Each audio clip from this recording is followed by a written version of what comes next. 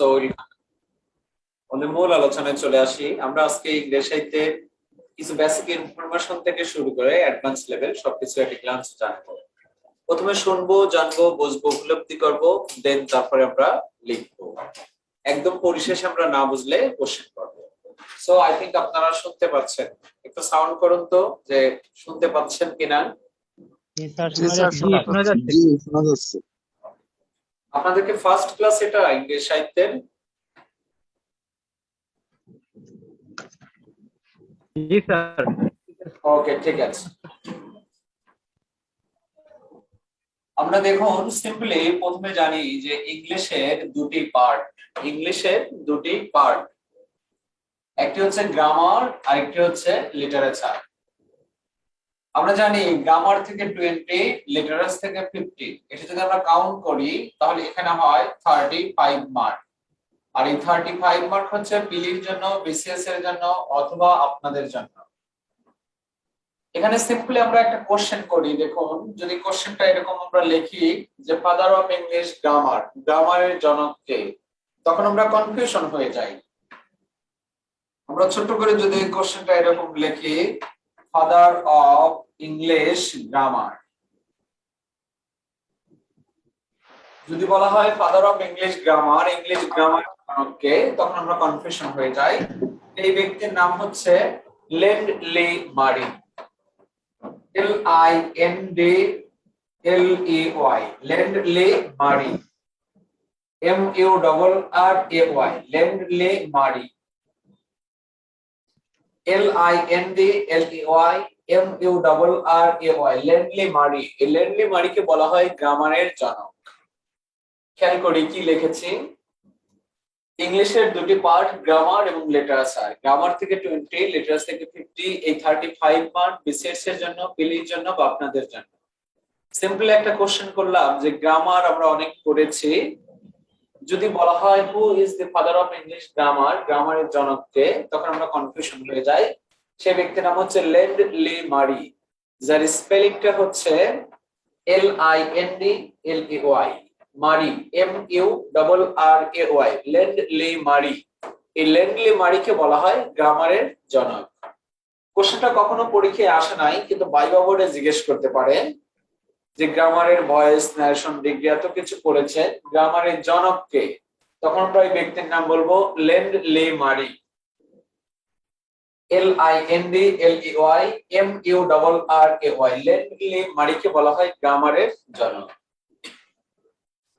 কিন্তু এই কোশ্চেনটা থেকে অনেক বেশি ইম্পর্টেন্ট যে কোশ্চেনটা, সেই কোশ্চেনটা হচ্ছে লিটারেচার। যদি আমরা সিম্পল একটা কোশ্চেন করি, similar but not to the same, এরকম একটা কোশ্চেন করি বা লিখি father of English literature, father of English literature. এই কোশ্চেন থেকে এই কোশ্চেনটা অনেক বেশি important. Father of English grammar Lindley Murray, আর এখানে লিখলাম ফাদার অফ ইংলিশ লিটারেচার। আমাদের আজকের আলোচনা হচ্ছে লিটারেচার। এজন্য সিম্পলি একটা কোশ্চেন জেনে নিলাম, ফাদার অফ ইংলিশ লিটারেচার, সাহিত্যের জনককে, তখন বলা হয় জিওফি সসার, GEOFFREY, জিওফি সসার, CSAUCER। শব্দটাকে আমরা ভেঙে দেই সিলেবাস বা সিলেবালে, GEOFFREY, জিওফি saucer, CSAUCER। জিওফি Chaucer, Geoffrey সসারকে সংক্ষেপে বলা যেতে পারে জিসি, সংক্ষেপে বলা যেতে পারে জিসি।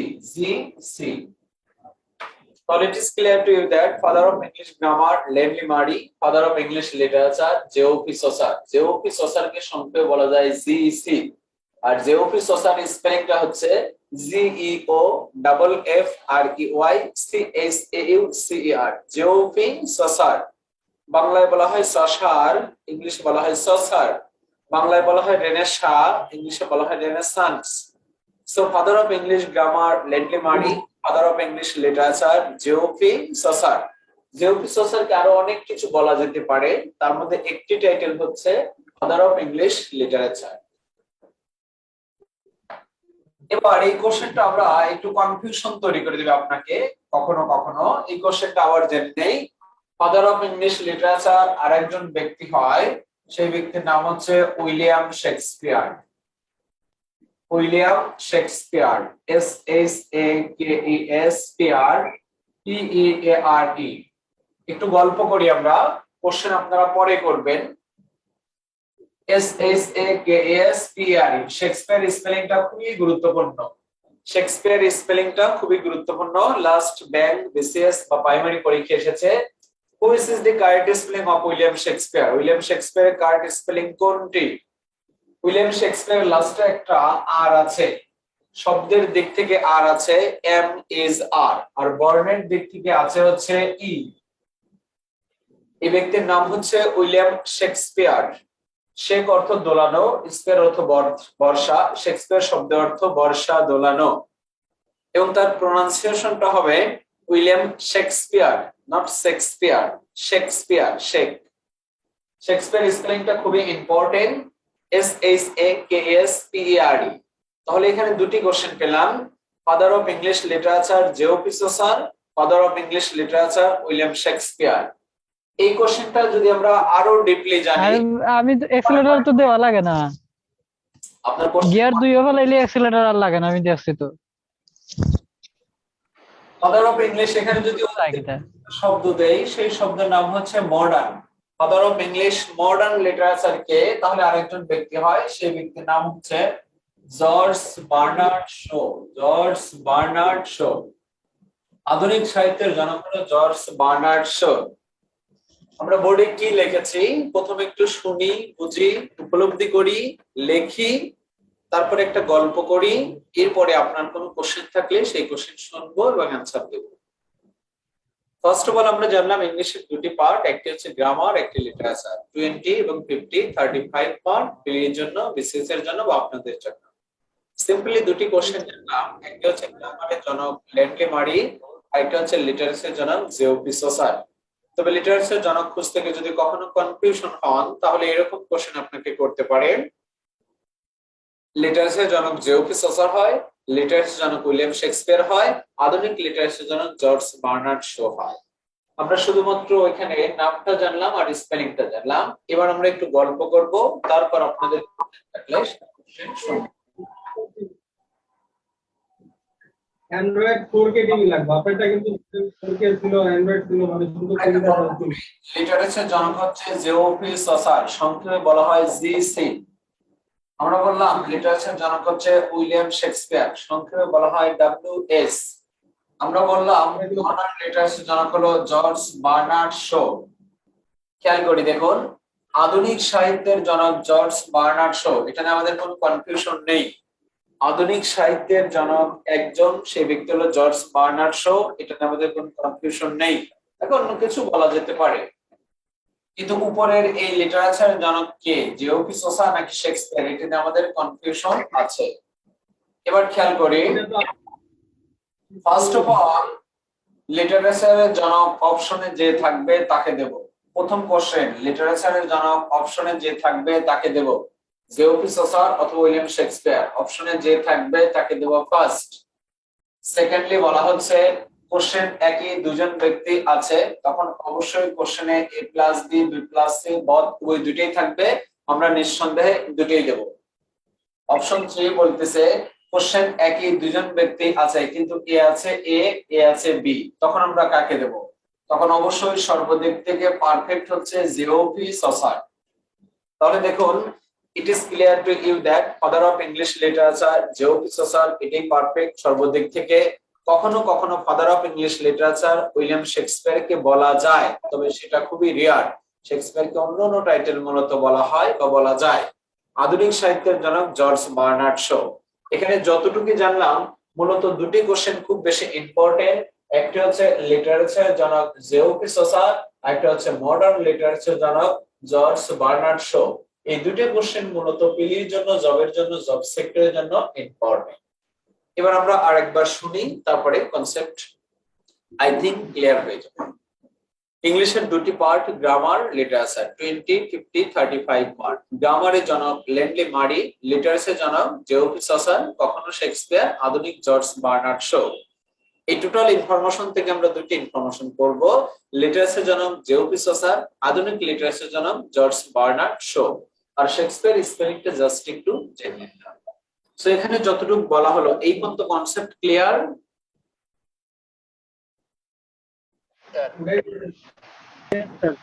কোম্পানির টিভি আপনি নিতে গেলে, ব্র্যান্ডেড টিভি নিতে গেলে এমনই পড়ে আছে। সো আমরা একটা কোশ্চেন করি, who is the father of English literature? Literature জনক কে বলুন তো? Geoffrey Chaucer. আরেকটা কোশ্চেন খুব important, who is the father of English modern literature? George Bernard Shaw. এই কোশ্চেন খুব ইম্পর্টেন্ট। আর শেক্সপিয়ার স্পেলিংটা আমরা জেনে নিলাম। আই থিংক এই প্রথম স্টেপ আমরা জানলাম এবং প্রথম স্টেপ কনসেপ্ট ক্লিয়ার। এবার দ্বিতীয় স্টেপে আসি, দেন তারপর শেক্সপিয়ার শব্দটার অর্থ যে কি বলছিল? সো এখানে কোনো কোশ্চেন আছে কারো? জি স্যার, শেক্সপিয়ার নামের অর্থ কি?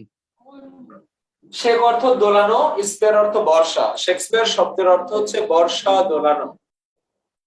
শেক অর্থ দোলানো আর স্পেয়ার অর্থ বর্ষা। শেক্সপিয়ার শব্দের অর্থ হচ্ছে বর্ষা দোলানো। ওই সময় রণক্ষেত্রে বর্ষা তাড়িয়ে শত্রুদের দমন করা হইতো। শেক্সপিয়ারের নিকনেম হচ্ছে দি সন অফ অ্যাবন, ডাকনাম। তবে এর চেয়ে বেশি ইম্পর্টেন্ট সেটা হচ্ছে বার্ড অফ অ্যাবন, মানে অ্যাবনের কবি। Bird means poet, অ্যাবন means river. So bird of অ্যাবন মানে অ্যাবনের কবি। কে? শেক্সপিয়ার। কেন? একই জায়গায় জন্ম মৃত্যু হয়েছিল, এজন্য বার্ড অফ অ্যাবন। আমরা যখন শেক্সপিয়ার আসবো তখন জেনে নেব। শুধু এতটুকু জানি, শেক্সপিয়ার স্পেলিংটা গুরুত্বপূর্ণ, তার প্রনাউন্সিয়েশনটা গুরুত্বপূর্ণ। শেক অর্থ বর্ষা, স্পেয়ার অর্থ দোলানো। শেক্সপিয়ার শব্দের অর্থ বর্ষা দোলানো। এবং হি ওয়াজ বর্ন ইন 1564। বলা হয় 23 এপ্রিল, 23 এপ্রিল। মতান্তরে কেউ কেউ বলেছে 26 April. Stratford Avon in England. ইংল্যান্ডের অ্যাবন নদীর তীরে স্ট্যাটফোর্ড একটি জায়গায় 1616 সালে 23 এপ্রিল, মতান্তরে 26 এপ্রিল মৃত্যুবরণ করে। একই জায়গায় পাড়ায় মহল্লায় দিনে তারিখে জন্ম মৃত্যু হয়েছিল বলে তাকে বলা হয় বার্ড অফ অ্যাবন। যেদিন তার জন্মদিন ছিল সেদিন তার মৃত্যুবরণ হয়েছিল এবং শুধু সালটা ফিরে আসা সম্ভব ইত্যাদি ইত্যাদি। সো শেক্সপিয়ার থেকে কোনো কোশ্চেন আছে?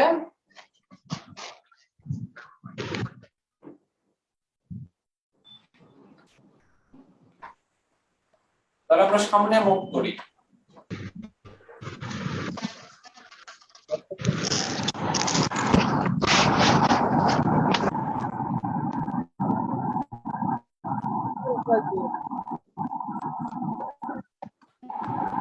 আমরা দ্বিতীয় স্টেপ লিখে সমগ্র পিরিয়ড বা এজ ইংরেজি সাহিত্যে যে যুগগুলি আছে সেই যুগগুলি সম্পর্কে একটা গ্লান্স জেনে নেই। ইংরেজি সাহিত্যে যে যুগ আছে এই যুগগুলি জানলে সম্পূর্ণ ইংরেজি সাহিত্য সম্পর্কে আপনার একটা ভালো ধারণা হয়ে যাবে। আমরা লিখি পিরিয়ড, পিরিয়ড অথবা এজ। যেহেতু অনেকগুলো এই জন্য পুরো করে দিলাম। ইংরেজি সাহিত্যের সমগ্র পিরিয়ড বা এজ আছে হচ্ছে 8টি। ইংরেজি সাহিত্যের সমগ্র পিরিয়ড বা এজ, পিরিয়ড বলা যায়, এজ বলা যায়, কাইন্ডস বলা যায়, টাইপস বলা যায়, ক্লাসিফিকেশন বলা যায়, এরা বলা যায়। এর মধ্যে সার্বজনীন স্বীকৃতি দুটি শব্দ, পিরিয়ড একটা হচ্ছে এজ। সাহিত্যের সমগ্র 8টি যুগ আছে আর সেই 8টি যুগের মধ্যে থেকে সকল ধরনের কোশ্চেন তৈরি করা হয়। এই 8টি যুগ কি আমরা জেনে নেই। The Anglo Saxon period, ANGLO, Anglo Saxon, SAXON, the Anglo Saxon period. এরপর বলা হচ্ছে the Middle English period, Middle English period. তৃতীয় নম্বর যে যুগটা সবচাইতে বেশি ইম্পর্টেন্ট সেই যুগটার নাম হচ্ছে the renaissance period, RENAISS, renaissance period. ইংরেজি সাহিত্যের সবচেয়ে গুরুত্বপূর্ণ একটি যুগ, সেই যুগের নাম হচ্ছে দি রেনেসাঁস পিরিয়ড, যার স্পেলিংটা খুবই গুরুত্বপূর্ণ, RENAISSANC, দি রেনেসাঁস পিরিয়ড। ইংরেজি সাহিত্যের 8টি যুগ বা 8টি নাম জানছি। একটি হচ্ছে দি অ্যাংলো-স্যাক্সন পিরিয়ড, একটা হচ্ছে দি মিডল ইংলিশ পিরিয়ড, আরেকটি বলা হচ্ছে the renaissance period. And another thing is that বলা হয় চতুর্থ নম্বর যুগ, the neo classical period, NEO, শব্দটা হবে নিও, not new, নিও ক্লাসিক্যাল পিরিয়ড, NEO, নিও classical period, neo classical period. এবং 5th নম্বর বলা হচ্ছে রোমান্টিক পিরিয়ড। 5th নম্বর বলা হচ্ছে দি রোমান্টিক পিরিয়ড। 5th নম্বর যোগটা রোমান্টিক পিরিয়ড এবং 6th নম্বর যোগটা বলা হচ্ছে Victorian period, VICTORIAN, Victorian period, Victorian period. এবং 7 নম্বর যোগটা বলা হচ্ছে মডার্ন পিরিয়ড। 7 নম্বর যোগটা হচ্ছে modern period, modern period. And 8 নম্বর বলা হয় পোস্ট মডার্ন পিরিয়ড। আমরা 8 নম্বরটা এখানে লিখি, লাস্ট এখানে লিখি post modern period, post modern period, the post modern period. এই হচ্ছে ইংরেজি সাহিত্যের 8টি যুগ। এই 8টি যুগ থেকে সকল ধরনের কোশ্চেন প্যাটার্নে কোশ্চেন তৈরি করা হয়, হয়েছে, হবে, হওয়ার সম্ভাবনা আছে। Anglo Saxon period, Middle English period, renaissance period, neo classical period, romantic period, Victorian period, modern period and বলা হয় পোস্ট মডার্ন পিরিয়ড। এই হচ্ছে ইংরেজি সাহিত্যের 8টি যুগ। এই 8টি যুগ থেকে সকল ধরনের কোশ্চেন প্যাটার্নে কোশ্চেন তৈরি করা হয়। কে কোন যুগের কবি, তার নাম কি, ডিউরেশন কি, সেঞ্চুরি কি, তার ট্র্যাজেডি কি, কমেডি কি, ড্রামা কি, প্লে কি, সনেট কি, অথবা তার বিখ্যাত ক্যারেক্টার কি, তার বিখ্যাত কোটেশন কি।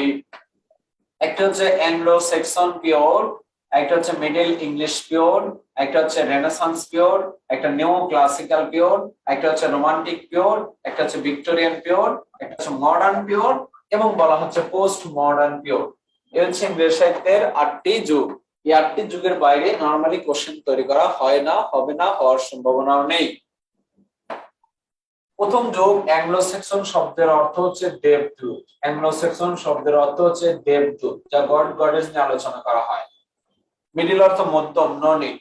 রেনেসান্স অর্থ অনেক কিছু হয়, তবে নবজীবন শব্দটা পারফেক্ট। রেনেসান্স অর্থ পুনর্জন্ম হয়, পুনর্জাগরণ হয়, নবজাগরণ হয়, তবে নবজীবন শব্দটা পারফেক্ট। নিও ক্লাসিক্যাল অর্থ হচ্ছে নব্য ধ্রুপদী। নিও ক্লাসিক্যাল অর্থ হচ্ছে নব্য ধ্রুপদী, নব্য ধ্রুপদী। নব্য ধ্রুপদীর আরেকটা বাংলা শব্দ লেখা যায় না বুঝলে, সেই শব্দটাকে বলা হয় নকল। আসল নয় যেটা, সেটাকে নকল, নকলকে বলা হয় নব্য ধ্রুপদী। এই 8টি যুগের মধ্যে থেকে 2টি যুগ খুব বেশি ইম্পর্টেন্ট। আপনারা ফার্স্ট অফ অল 2টি যুগ পড়বেন। 2টি যুগ পড়লেও কম করে 3টি, 4টি, 5টি, 6টা কোশ্চেন আপনি কমন পাবেন। একটা হচ্ছে 3 নম্বর যুগ রেনেসান্স পিরিয়ড, স্টার দিয়ে রাখি। আর একটা হচ্ছে 5 নম্বর যুগ রোমান্টিক পিরিয়ড, স্টার দিয়ে রাখি। ইংরেজি সাহিত্যের 8টি যুগের মধ্য থেকে Anglo Saxon, Middle age, renaissance, neo classical, romantic, Victorian, modern, post modern, 8টি যুগের মধ্য থেকে আমরা 3টি যুগের বাংলা অর্থ পেলাম। অ্যাংলো সেক্সন দেবদূত, রেনেসান্স নবজীবন, নিও ক্লাসিক্যাল নকল বা নব্য ধ্রুপদী। এই নকলের একটা প্রতিশব্দ হচ্ছে নব্য ধ্রুপদী। নিও ক্লাসিক্যালের ব্যক্তিদের কোনো ক্রিয়েটিভিটি ছিল না। নিও ক্লাসিক্যালের ব্যক্তিরা তারা উপরের সবকিছু কপি করত, চুরি করত, অনুকরণ করত, অনুসরণ করত। এজন্য তাদেরকে বলা হয় copy, duplicate, artificial, nickname, false. আসল নয় যেটা, সেটাকে বলা হয় নকল। নকলের একটা স্ট্যান্ডার্ড ভালো বাংলা প্রতিশব্দ হচ্ছে নব্য ধ্রুপদী। তবে নিও ক্লাসিক্যাল অর্থ কেউ যদি লেখেন নব্য ধ্রুপদী এটাও হয়, কেউ যদি লেখেন নকল এটাও হয়। নকলের একটা প্রতিশব্দ হচ্ছে নব্য ধ্রুপদী। আর সাহিত্য সবসময় স্মার্ট শব্দ খোঁজে। ইংরেজি সাহিত্যের 8টি যুগ জানলাম। 8টি যুগের মধ্যে থেকে 3টি যুগের অর্থ জানলাম। অ্যাংলো সেক্সন দেবদূত, রেনেসান্স নবজীবন, নিও ক্লাসিক্যাল নব্য ধ্রুপদী। এই 8টি যুগের মধ্যে থেকে 2টি যুগ ইম্পর্টেন্ট। একটি হচ্ছে 3 নম্বর রেনেসান্স পিরিয়ড, একটি হচ্ছে 5 নম্বর রোমান্টিক পিরিয়ড। আপনি ফার্স্ট অফ অল বিসিএস এর জন্য ইংরেজি লিটারেচার থেকে অবশ্যই 2টি যুগ বেশি ইম্পর্টেন্ট মনে করবেন। একটা হচ্ছে 3 নম্বর রেনেসান্স পিরিয়ড, একটা হচ্ছে 5 নম্বর রোমান্টিক পিরিয়ড। আমরা এখানে যতটুকু জানলাম জাস্ট শুধুমাত্র ইংরেজি সাহিত্যের 8টা নাম জানলাম, 3টা বাংলা অর্থ জানলাম, আর এখানে 2টি যুগ ইম্পর্টেন্ট সেটা জানলাম। বাকি অর্থগুলো ইম্পর্টেন্ট না এজন্য বলি নেই। অ্যাংলো সেক্সন অর্থ দেবদূত, মিডিল অর্থ মধ্যম, রেনেসান্স নবজীবন, নিও ক্লাসিক্যাল নব্য ধ্রুপদী বা নকল, রোমান্টিক অর্থ আবেগ, কল্পনা, প্রেম, ভালোবাসা, ভিক্টোরিয়ান জয়, মডার্ন আধুনিক, পোস্ট মডার্ন অত্যাধুনিক, যেগুলি নো নিড, প্রয়োজন নেই। এখান থেকে সিম্পলি একটা কোশ্চেন করি, বলুন তো অ্যাংলো স্যাক্সন শব্দের অর্থ কি? দেবদূত। দেবদূত, রেনেসান্স শব্দের অর্থ কি? নবজীবন। নবজীবন। ক্লাসিক্যাল শব্দের অর্থ কি? নবজীবন। নবদ্রুপদী। নবদ্রুপদী। নকল। নবজীবনের পরে রেনেসান্স অর্থ আরো অনেক কিছু বলা যায়, কিন্তু সেগুলি তেমন পারফেক্ট না। পারফেক্ট এবং সার্বজন স্বীকৃতির সর্বদিক থেকে হচ্ছে নবজীবন। এবার আমরা এই যুগগুলির জাস্ট নাম লিখি এবং ডিউরেশন লিখি, কাকে কত সাল থেকে চিহ্নিত করা হয়। নামটা আসলে সালটা আসবে, সালটা আসলে ডিউরেশনটা আসবে, ডিউরেশনটা আসলে নাম, নাম আসলে ডিউরেশন। আই থিংক এই পর্যন্ত কনসেপ্ট ক্লিয়ার। এবার আমরা জাস্ট ডিউরেশন লিখি, কাকে কত সাল থেকে চিহ্নিত করা হয়। অ্যাংলো স্যাক্সন পিরিয়ড এর যুগটা অবশ্য বলা আছে 450 থেকে 1066, 450 থেকে 1066। অ্যাংলো স্যাক্সন পিরিয়ড এমন একটা পিরিয়ড যার যুগটা 450 থেকে 1063। ইংরেজি সাহিত্যের যুগগুলি, সালগুলি এত সুন্দর করে তৈরি করা হয়েছে যে একবার আপনি রিডিং পড়লে বাকিটা বুঝতে পারবেন। একটা যুগ যখন শেষ হয়েছে, সেই যুগের ডিউরেশন দিয়ে অন্য যুগগুলি তৈরি করা হয়েছে। দেখুন এখানে অ্যাংলো স্যাক্সন শেষ হয়েছে 1066, অবশ্যই মিডল এজটা আরম্ভ হয়েছে 1066 থেকে। এখানে দুই একটা বইতে লিখেছে 85, তবে পারফেক্ট নয়। এখানে পারফেক্ট হচ্ছে অবশ্যই 1500 সাল। কেন পারফেক্ট নয়, কেন পারফেক্ট, একটু পরেই আমরা জানতে পারবো।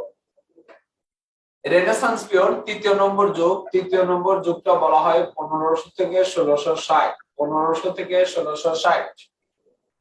এরপর নিও ক্লাসিক্যাল চতুর্থ নম্বর যে যুগ, সেই চতুর্থ নম্বর যুগটা বলা হচ্ছে 1660 থেকে। এখানে দু একটা বইতে লিখেছে 1785, কিন্তু এটা সঠিক নয়। এখানে সঠিক হচ্ছে 1798। কেন সঠিক, কেন সঠিক নয়, একটু পরে জেনে নেব। এরপর আসলে রোমান্টিক পিরিয়ড, 5 নম্বর যুগ। 5 নম্বর যুগের নাম হচ্ছে রোমান্টিক পিরিয়ড, যার ডিউরেশন 1798 থেকে 1832। এরপরে আসলো ভিক্টোরিয়ান পিরিয়ড, 6 নম্বর যুগটা হচ্ছে ভিক্টোরিয়ান পিরিয়ড। ভিক্টোরিয়ান পিরিয়ড মানে 1832 থেকে 1901 সাল। ভিক্টোরিয়ান পিরিয়ড মানে 1832 থেকে 1901 সাল। এরপরে আমরা একদম উপরে লিখি দুইটা, যদিও নিচে লিখলে দেখা যাচ্ছে না। আমরা উপরে লিখলাম মডার্ন পিরিয়ড, MODRN। মডার্ন পিরিয়ডের শুধু মডার্ন নামটা লিখে দিলাম। মডার্ন পিরিয়ড হচ্ছে এখান থেকে আরম্ভ হয়েছে 1901 থেকে 1936 হয়, 39 হয়, তবে 36 পারফেক্ট না, 39 পারফেক্ট। এরপরে আমরা এখানে ছোট্ট করে আরেকটা যুগ লিখি, post modern period. Post modern, নিচেরটা আমরা জাস্ট উপরে উঠে দিলাম। পোস্ট মডার্ন পিরিয়ডের যুগটা অবশ্যই বলা হচ্ছে 1936 বা 39। 36 পারফেক্ট নয়, 39 থেকে স্টিল নাও। আমরা অনেক লিখলাম, এবার একটু মনোযোগ দিয়ে শুনি এবং বোঝার চেষ্টা করি। এরপরে কোশ্চেন থাকলে আমরা পরে কোশ্চেন করব আফটার লিসেনিং। শেক্সপিয়ার তার বিখ্যাত হ্যামলেটের মধ্যে একটি গুরুত্বপূর্ণ কোটেশন বলেছিল, অনেকগুলি কোটেশনের মধ্যে থেকে শেক্সপিয়ার হ্যামলেটের মধ্যে বলেছিল, listen to many, speak to a few. অল্প বলো, অধিক শোনো। জ্ঞানীরা প্রথমে শোনে, বোঝে, উপলব্ধি করে, লেখে, পরে কোশ্চেন করে। আর বোকারা একটু কোশ্চেন করে, একটু লেখে, একটু জানে। তো আই থিঙ্ক আপনারা জ্ঞানী, you are thirsty of knowledge. আপনারা জ্ঞান তৃষ্ণার্ত মানুষ এবং জ্ঞানী মানুষ। প্রথমে শুনবেন, বুঝবেন, উপলব্ধি করবেন, এরপরে লিখবেন, এরপরে না বুঝলে কোশ্চেন করবেন। তাহলে দেখুন, আমরা প্রথম স্টেপ জানলাম ইংলিশের দুটি পার্ট, গ্রামার, লিটারেচার। 20, 50, 35 মার্ক। গ্রামারের জনক লেনলি মারি, লিটারেচারের জনক অনেক হয়, তবে পারফেক্ট সব দিক থেকে লিটারেচার জনক জেওপি সসার, আধুনিক লিটারেচার জনক জর্জ বার্নার্ড শো। দ্বিতীয় স্টেপে আমরা এসে জানলাম ইংলিশের 8টি যুগ আছে। এই 8টি যুগ হচ্ছে Anglo Saxon, middle age, renaissance, neo classical, romantic, Victorian, modern, post modern. এই 8টি যুগের মধ্যে থেকে সকল ধরনের কোশ্চেন প্যাটার্নে কোশ্চেন তৈরি করা হয়। এই 8টি যুগের মধ্যে থেকে 3টি যুগের অর্থ জানলাম, অ্যাংলো স্যাক্সন দেবদূত, রেনেসান্স নবজীবন, নিও ক্লাসিক্যাল নব্যদ্রুপদী বা নকল। এই 8টি যুগের মধ্যে থেকে 2টি যুগ সবচাইতে বেশি ইম্পর্টেন্ট যে কোনো জব সেক্টরের জন্য, নট অনলি বিসিএস। তৃতীয় নম্বর রেনেসান্স পিরিয়ড এবং পঞ্চম নম্বর রোমান্টিক পিরিয়ড। এই 8টি যুগ থেকে দুটি প্যাটার্নে কোশ্চেন তৈরি করা হয়, নামটা আসলে ডিউরেশনটা আসবে, ডিউরেশনটা আসলে নামটা আসবে। আমরা এখানে ডিউরেশন গুলো একটু অগোছালো ভাবে লিখেছি, নিচে লেখার না কারণে উপরে আমরা দুটো লিখেছি। কি লিখেছি জানি? প্রথমে অ্যাংলো সেকশন পিরিয়ড, এখান থেকে যাত্রা শুরু হয়েছে। অ্যাংলো সেকশন পিরিয়ডের যুগটা 450 থেকে 1066, 450 থেকে 1066, মিডল এজ 1060 থেকে 1485 বা 1500, রেনেসান্স তৃতীয় নম্বর 1500 থেকে 1660, নিও ক্লাসিক্যাল চতুর্থ নম্বর 1660 থেকে 1785 বা 98, রোমান্টিক 98 থেকে 32, ভিক্টোরিয়ান 32 থেকে 1, মডার্ন 1 থেকে 39 বা 36, এবং পোস্ট মডার্ন 36 বা 39 থেকে স্টিল নাও। নামটা আসলে ডিউরেশনটা আসবে, ডিউরেশনটা আসলে নামটা আসবে। এবার খেয়াল করি, দেখুন এখানে আমরা 4টে যুগকে ডাবল লিখেছি। এই 4টি যুগ, একটা হচ্ছে middle English period, Middle English period 2 নম্বর যুগকে আমরা ডাবল লিখেছি। আরেকটা চতুর্থ নম্বর যুগকে আমরা ডাবল লিখেছি, 2 এবং 4। আরেকটা হচ্ছে 7 নম্বর যুগকে আমরা ডাবল লিখেছি, আরেকটা 8 নম্বর যুগকে ডাবল লিখেছি। 4টি যুগকে আমরা মূলত ডাবল লিখেছি, 4টি যুগকে আমরা মূলত ডাবল লিখেছি। দ্বিতীয় মিডল ইংলিশ পিরিয়ডের যুগ দুটো লিখেছি, চতুর্থ নিও ক্লাসিক্যাল পিরিয়ড দুটো লিখেছি, 7 নম্বর মডার্ন পিরিয়ড দুটো লিখেছি, 8 নম্বর পোস্ট মডার্ন পিরিয়ড দুটো লিখেছি। যুগের ক্ষেত্রে কখনোই দুটি হয় না, কোনো কবির জন্ম মৃত্যুর ক্ষেত্রেও কখনো দুটো ডিউরেশন হয় না, কোনো গ্রন্থের ক্ষেত্রেও কখনো দুটো ডিউরেশন হয় না, যে কোনো একটি হয়। এখানে খেয়াল করি, অ্যাংলো সেকশন পিরিয়ড আরম্ভ হয়েছে 450 থেকে 1066, আর এই 1066 থেকে আরম্ভ হয়েছে মিডল ইংলিশ পিরিয়ড, এবং এটা শেষ হয়েছে 1500 সাল। এটাই পারফেক্ট। দুই একটা বইতে 1485 দেওয়া আছে। এটা একটা ভ্রান্ত ধারণা। এখানে rape, murder, action, dominant, savagery, frustration, অরাজকতা বিশৃঙ্খলা হয়েছিল বলেই দুই একজন বিশেষজ্ঞরা এখানে 1485 লিখেছে, কিন্তু এটা ভ্রান্ত ধারণা। এই 1485 দিয়ে কি আপনি কখনো পাবেন রেনেসান্স পিরিয়ডটা পরবর্তীতে যুগ আরম্ভ হয়েছে? না, অবশ্যই আরম্ভ হয়েছে 1500 সাল থেকে। এজন্য এখানে 1485 হাইড করা হয়েছে। এরপর 1500 সাল, 1660, 1660 থেকে আবার মিডল, দ্যাট মিন চতুর্থ নম্বর যুগ, নিও ক্লাসিক্যালে দুটোই বলতেছে। শুধুমাত্র এখানে যে বইটাতে আপনি 1485 পাবেন, সেই বইটাতে নিও ক্লাসিক্যাল এখানে 1785 পাবেন, কিন্তু এটা ভ্রান্ত ধারণা। কেন? এই 1785 দিয়ে আপনি কখনোই দেখাতে পারবেন না একটা বইতে রোমান্টিক পিরিয়ডটা আরম্ভ হয়েছে। অবশ্যই রোমান্টিক আরম্ভ হয়েছে 1798 দিয়ে, এজন্য 1798 রাইট, অথবা 32, 1। মডার্ন পিরিয়ডে এসে আবার দুটোই বলছে, 1901 থেকে 36 বা 39। কেন বলছে মডার্ন পিরিয়ডে দুটো? মডার্ন পিরিয়ডের সময় first world war, second world war হয়েছিল। মানুষের মধ্যে রেপ, মার্ডার, অ্যাকশন, ফ্রাস্ট্রেশন, অরাজকতা, বিশৃঙ্খলা ইত্যাদি তৈরি হয়েছিল বলে দুই একজন বিশেষজ্ঞ এটা লিখেছিল 36, কিন্তু এটা হাইড করা হয়েছে। তাহলে 1901 থেকে 1939 সেটি মডার্ন পিরিয়ড। পোস্ট মডার্ন পিরিয়ডও তাই, যে 1936 কে হাইড করে 1939 থেকে still now, present now, at this moment যা হচ্ছে, ঘটছে, চলছে, তাকে বলা হয় পোস্ট মডার্ন পিরিয়ডের ডিউরেশন। এখন দেখুন, এখান থেকে যদি আমরা এই 1485টা মুছে দেই, এখান থেকে যদি আমরা 1785টা মুছে দেই, এখান থেকে যদি আমরা 39 রেখে 36 মুছে দেই, এখানে যদি আমরা 36 মুছে দেই, তাহলে দেখুন this is the perfect duration in the history of English literature. প্রত্যেকটা যুগের সিকোয়েন্স মেইনটেইন করে তৈরি করা হয়েছে। 450 1066, 1066 থেকে 1500, 1500 থেকে 1660, 1660 থেকে 1798, 1798 থেকে বলা হয় 32, 32 থেকে 1, 1 থেকে 39, 39 থেকে স্টিল নাও। প্রত্যেকটা যুগে দেখেন সিকোয়েন্স মেইনটেইন করে তৈরি করা হয়েছে। আমরা দুটোই জানলাম। কেন জানলাম?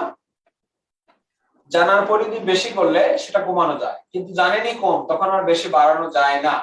আমরা দুটোই জেনে নিলাম। এর মধ্যে থেকে যেটা সঠিক সেটা আমরা রেখে দিলাম। জর্জ বার্নার্ড শো একটা কথা বলেছিল, be aware of false knowledge, it is more danger than to ignorance. ভ্রান্ত জ্ঞান অজ্ঞতার চেয়েও ভয়ঙ্কর। এজন্য আমরা কখনো ভুল জ্ঞান শিখবো না, সঠিক জ্ঞান শিখবো, পারফেক্ট জ্ঞান শিখবো, স্টেপ বাই স্টেপ শিখবো এবং অল্প অল্প করে শিখবো। আমরা দুটোই জেনে নিলাম। এর মধ্যে পারফেক্টটা রেখে দিলাম, যেটা ভ্রান্ত ধারণা সেটা মুছে দিলাম। অ্যাংলো স্যাক্সন 450 থেকে 1066, মিডল ইস্ট 1066 থেকে 1500, রেনেসান্স 1500 থেকে 1660, নিও ক্লাসিক্যাল 1660 থেকে 1798, রোমান্টিক 98 থেকে 32, মডার্ন 32 থেকে ভিক্টোরিয়ান 32 থেকে 1, মডার্ন 1 থেকে 39, পোস্ট মডার্ন 39 থেকে still now at this moment. এখানে একটা বিষয় খেয়াল করি, দেখুন ধরেন এই যুগটা আপনি ভুলে গেছেন, এটা কি যুগ? এটা হচ্ছে রেনেসান্স পিরিয়ড। রেনেসান্স পিরিয়ড পরীক্ষার হলে আপনি ভুলে গেছেন। When you will forget a age, you will just go to before stage or after stage. পরীক্ষার হলে বা তাৎক্ষণিকভাবে সাডেনলি কোন যুগকে ভুলে গেলে সেই যুগের পূর্বে বা পরের যুগটাকে ফলো করলে ইনস্ট্যান্টলি রাইট ইনফরমেশন পাওয়া যাবে তাৎক্ষণিকভাবে। যেমন দেখুন রেনেসান্স পরীক্ষা আসছে কিন্তু মনে নেই আপনার, আপনি জানেন মিডল এজটা শেষ হয়েছিল অবশ্যই 1500 সালে, আর রেনেসান্সের পরে নিও ক্লাসিক্যাল আরম্ভ হয়েছিল 1660 সালে। Then you will get a right duration in a short time. 1500 থেকে 1660 রেনেসান্স পিরিয়ড। এখানে দুটি প্যাটার্নে কোশ্চেন হয়, নামটা আসলে ডিউরেশন, ডিউরেশনটা আসলে নাম। এই নামটা চাইলে ডিউরেশনটা আসবে, ডিউরেশনটা চাইলে নামটা আসবে। যেমন আসতে পারে 1832 থেকে 1901 সাল ইজ কল্ড, একে কোন যুগ বলা হয়? Modern, post modern, Victorian, romantic? অবশ্যই বলা হচ্ছে ভিক্টোরিয়ান পিরিয়ড। মানে এটাই বোঝাতে চাচ্ছে নামটা আসলে ডিউরেশন আসবে, ডিউরেশন আসলে নামটা আসবে। তাহলে জেনে নেই ইংরেজি সাহিত্যের 8টি যুগ আছে। 8টি যুগের মধ্যে থেকে দুটি যুগ খুব বেশি ইম্পর্টেন্ট। এই দুটি যুগ হচ্ছে 3 নম্বর রেনেসান্স পিরিয়ড, 5 নম্বর রোমান্টিক পিরিয়ড। 8টি যুগের মধ্যে থেকে 3টি যুগের অর্থ জানলাম, অ্যাংলো স্যাক্সন দেবদূত, রেনেসান্স নবজীবন, নিও ক্লাসিক্যাল নব্য ধ্রুপদী। এই 8টা যুগের নাম আসলে ডিউরেশন আসবে, ডিউরেশন আসলে নাম আসবে। কোন যুগের ডিউরেশন ভুলে গেলে তার পূর্বে বা পরের যুগটা একটু ফলো করলে রাইট ইনফরমেশন সঠিক সময়ে পাওয়া যাবে। সো এবার will come back our main theme, এবার আমাদের মূল আলোচনায় চলে আসি। এখানে যতটুকু বলা হলো এই পর্যন্ত কনসেপ্ট ক্লিয়ার? জি ক্লিয়ার। Okay good. এবার আমরা আমাদের অ্যাংলো স্যাক্সন পিরিয়ড থেকে আমরা যাত্রা শুরু করি।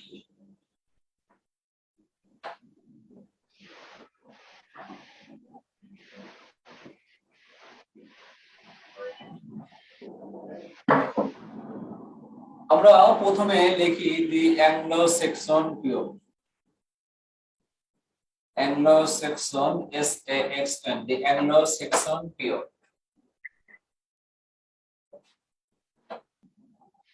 এখান থেকে ইংরেজি সাহিত্যের মূলত যাত্রা শুরু হয়েছে, অ্যাংলো স্যাক্সন পিরিয়ড।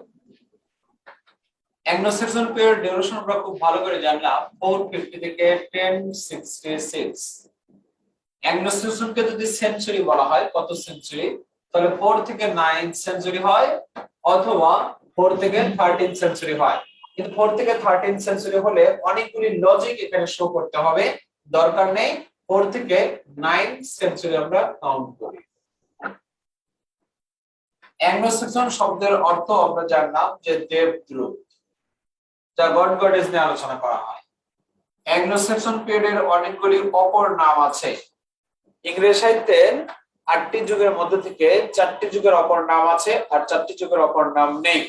এর মধ্যে হচ্ছে অ্যাংলো স্যাক্সন পিরিয়ড এমন একটি পিরিয়ড যার অপর নাম আছে এবং বলা হচ্ছে the old English period, the old অথবা অ্যানসিয়েন্ট, ancient, the old অথবা ancient English period, English period।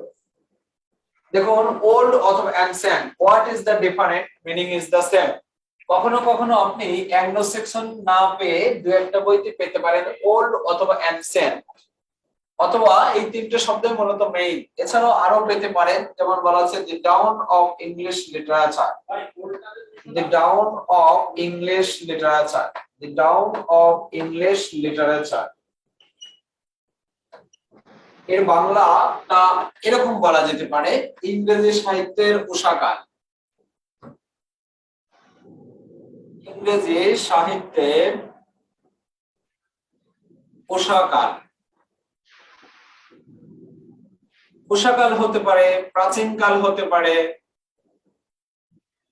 আদিকাল হতে পারে, সূচনাকাল, আরো অনেক কিছু হতে পারে। কি লিখেছি একটু খেয়াল করি দেখুন। অ্যাংলো সেকশন পিরিয়ড থেকে আমরা যাত্রা শুরু করলাম। অ্যাংলো সেকশন পিরিয়ডে প্রথমে নাম জানলাম, ডিউরেশন জানলাম, সেঞ্চুরি জানলাম, বাংলা অর্থ জানলাম, তার অপর নাম জানলাম। অ্যাংলো সেকশন পিরিয়ড এমন একটা পিরিয়ড যার অনেকগুলি অপর নাম আছে। সেই অপর নামগুলি হচ্ছে দি ওল্ড অথবা অ্যানসেন্ট ইংলিশ পিরিয়ড অথবা the dawn of English literature. ইংরেজি সাহিত্যের উষাকাল, প্রাচীনকাল, আদিকাল, প্রথমকাল, সূচনাকাল, যাত্রাকাল, অনেক কিছু বলা যায়। DAWN the dawn of English লিটারেচারের অর্থ হচ্ছে ইংরেজি সাহিত্যের উষাকাল। তাহলে অ্যাংলো সেকশন পিরিয়ড এমন একটা পিরিয়ড, অ্যাংলো সেকশন পিরিয়ডের আমরা নাম জানলাম, ডিউরেশন জানলাম, সেঞ্চুরি জানলাম, বাংলা অর্থ জানলাম। অ্যাংলো সেকশন পিরিয়ড অনেকগুলো অপর নাম আছে। সেই অপর নামগুলি হচ্ছে দি ওল্ড অথবা অ্যানসেন্ট ইংলিশ পিরিয়ড অথবা the dawn of English literature অথবা ইংরেজি সাহিত্যের উষাকাল, প্রাচীনকাল, আদিকাল, প্রথমকাল, সূচনাকাল, অনেক কিছু বলা যেতে পারে। অ্যাংলো সেকশন পিরিয়ড এমন একটা পিরিয়ড যার যুগটা 450 থেকে 1066, একে বলা হয় 4 থেকে 9 সেঞ্চুরি। অ্যাংলো সেকশন শব্দের অর্থ হচ্ছে দেবদূত। অ্যাংলো সেকশন পিরিয়ড অপর নাম হচ্ছে ওল্ড অথবা অ্যানসেন্ট ইংলিশ পিরিয়ড, ওল্ড অথবা অ্যানসেন্ট ইংলিশ পিরিয়ড অথবা the dawn, DAWN the dawn of English literature. বাংলায় বলা হয় ইংলিশ সাহিত্যের উষাকাল। উষাকাল, প্রাচীনকাল, আদিকাল, প্রথমকাল, সূচনাকাল, যাত্রাকাল, অনেক কিছু বলা যেতে পারে। অ্যাংলো সেকশন পিরিয়ডের নাম জানলাম, ডিউরেশন জানলাম, সেঞ্চুরি জানলাম, বাংলা অর্থ জানলাম, অপর নাম জানলাম।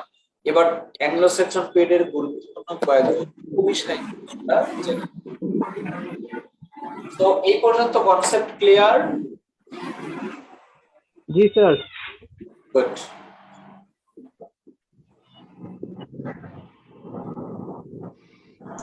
স্যার বার্নার্ড শোয়ের একটা উক্তি বলছিলেন, ওই উক্তিটা যদি পুনরায় বলতেন আর কি। বলেন ভাই, বলুন, আবার বলুন। বার্নার্ড শোয়ের একটা উক্তি বলছিলেন আর কি স্যার, ওইটা যদি আবার বলতেন। ও, বার্নার্ড শোর একটা উক্তি হলো, be aware of false knowledge, it is more danger than to ignorance. আমি লিখে দিচ্ছি, ভ্রান্ত জ্ঞান অজ্ঞতার চেয়েও মূর্খ, ভ্রান্ত জ্ঞান অজ্ঞতার চেয়েও মূর্খ ও ভয়ঙ্কর। Beware of false knowledge,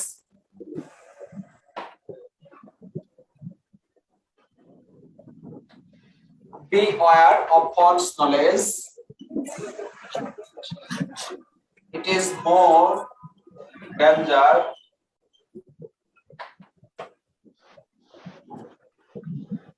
দেখুন, beware of false knowledge, it is more dangerous than to ignorance, এটা জর্জ বার্নার্ড শোর একটা বিখ্যাত কথা। Beware of false knowledge, it is more dangerous than to ignorance. ভ্রান্ত জ্ঞান অজ্ঞতার চেয়েও ভয়ঙ্কর, ভ্রান্ত জ্ঞান অজ্ঞতার চেয়েও ভয়ঙ্কর। বিখ্যাত কি বলেছে? জর্জ বার্নার্ড শো বলেছে, beware, beware of false knowledge, it is more dangerous than to ignorance. ভ্রান্ত জ্ঞান অজ্ঞতার চেয়েও ভয়ঙ্কর। যেন ভুল জ্ঞান কখনোই শিখবে না, সঠিক জ্ঞান শিখবে।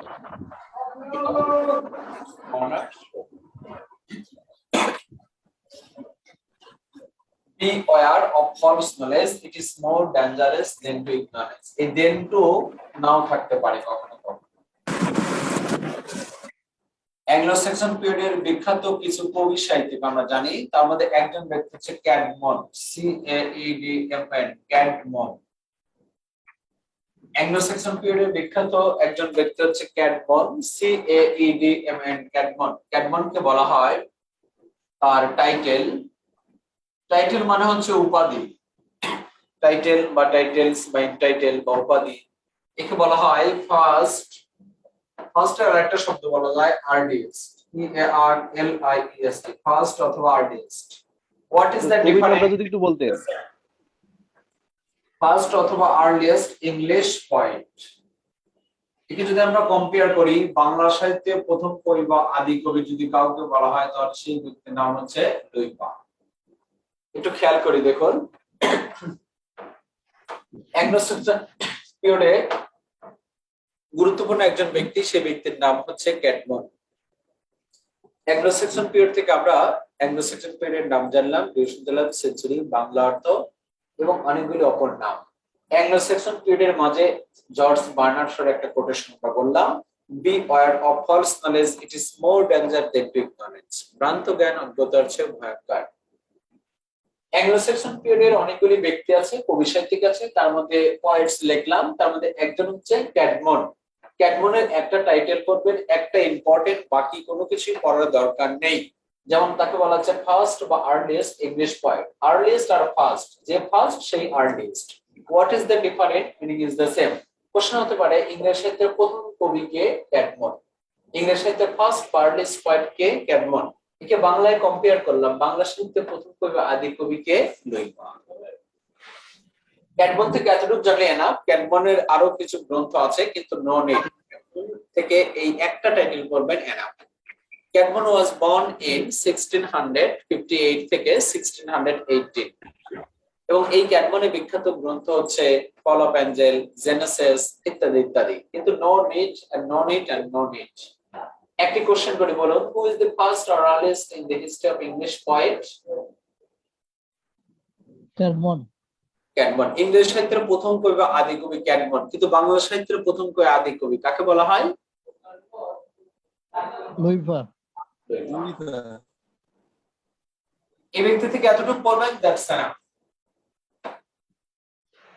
এবার আমরা আরেকজন ব্যক্তি জানি অ্যাংলো সেকশন পিরিয়ডে। অ্যাংলো সেকশন পিরিয়ডে আরেকজন ব্যক্তি হচ্ছে আলফ্রেড ডি গ্রেট।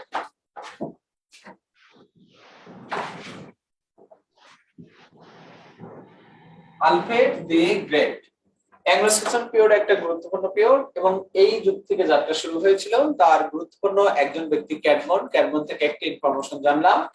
দ্বিতীয় স্টেপ আমরা জানবো ক্যাডমন থেকে। দ্বিতীয় স্টেপ হচ্ছে Alfred D great. Alfred D great একজন বিখ্যাত ব্যক্তি।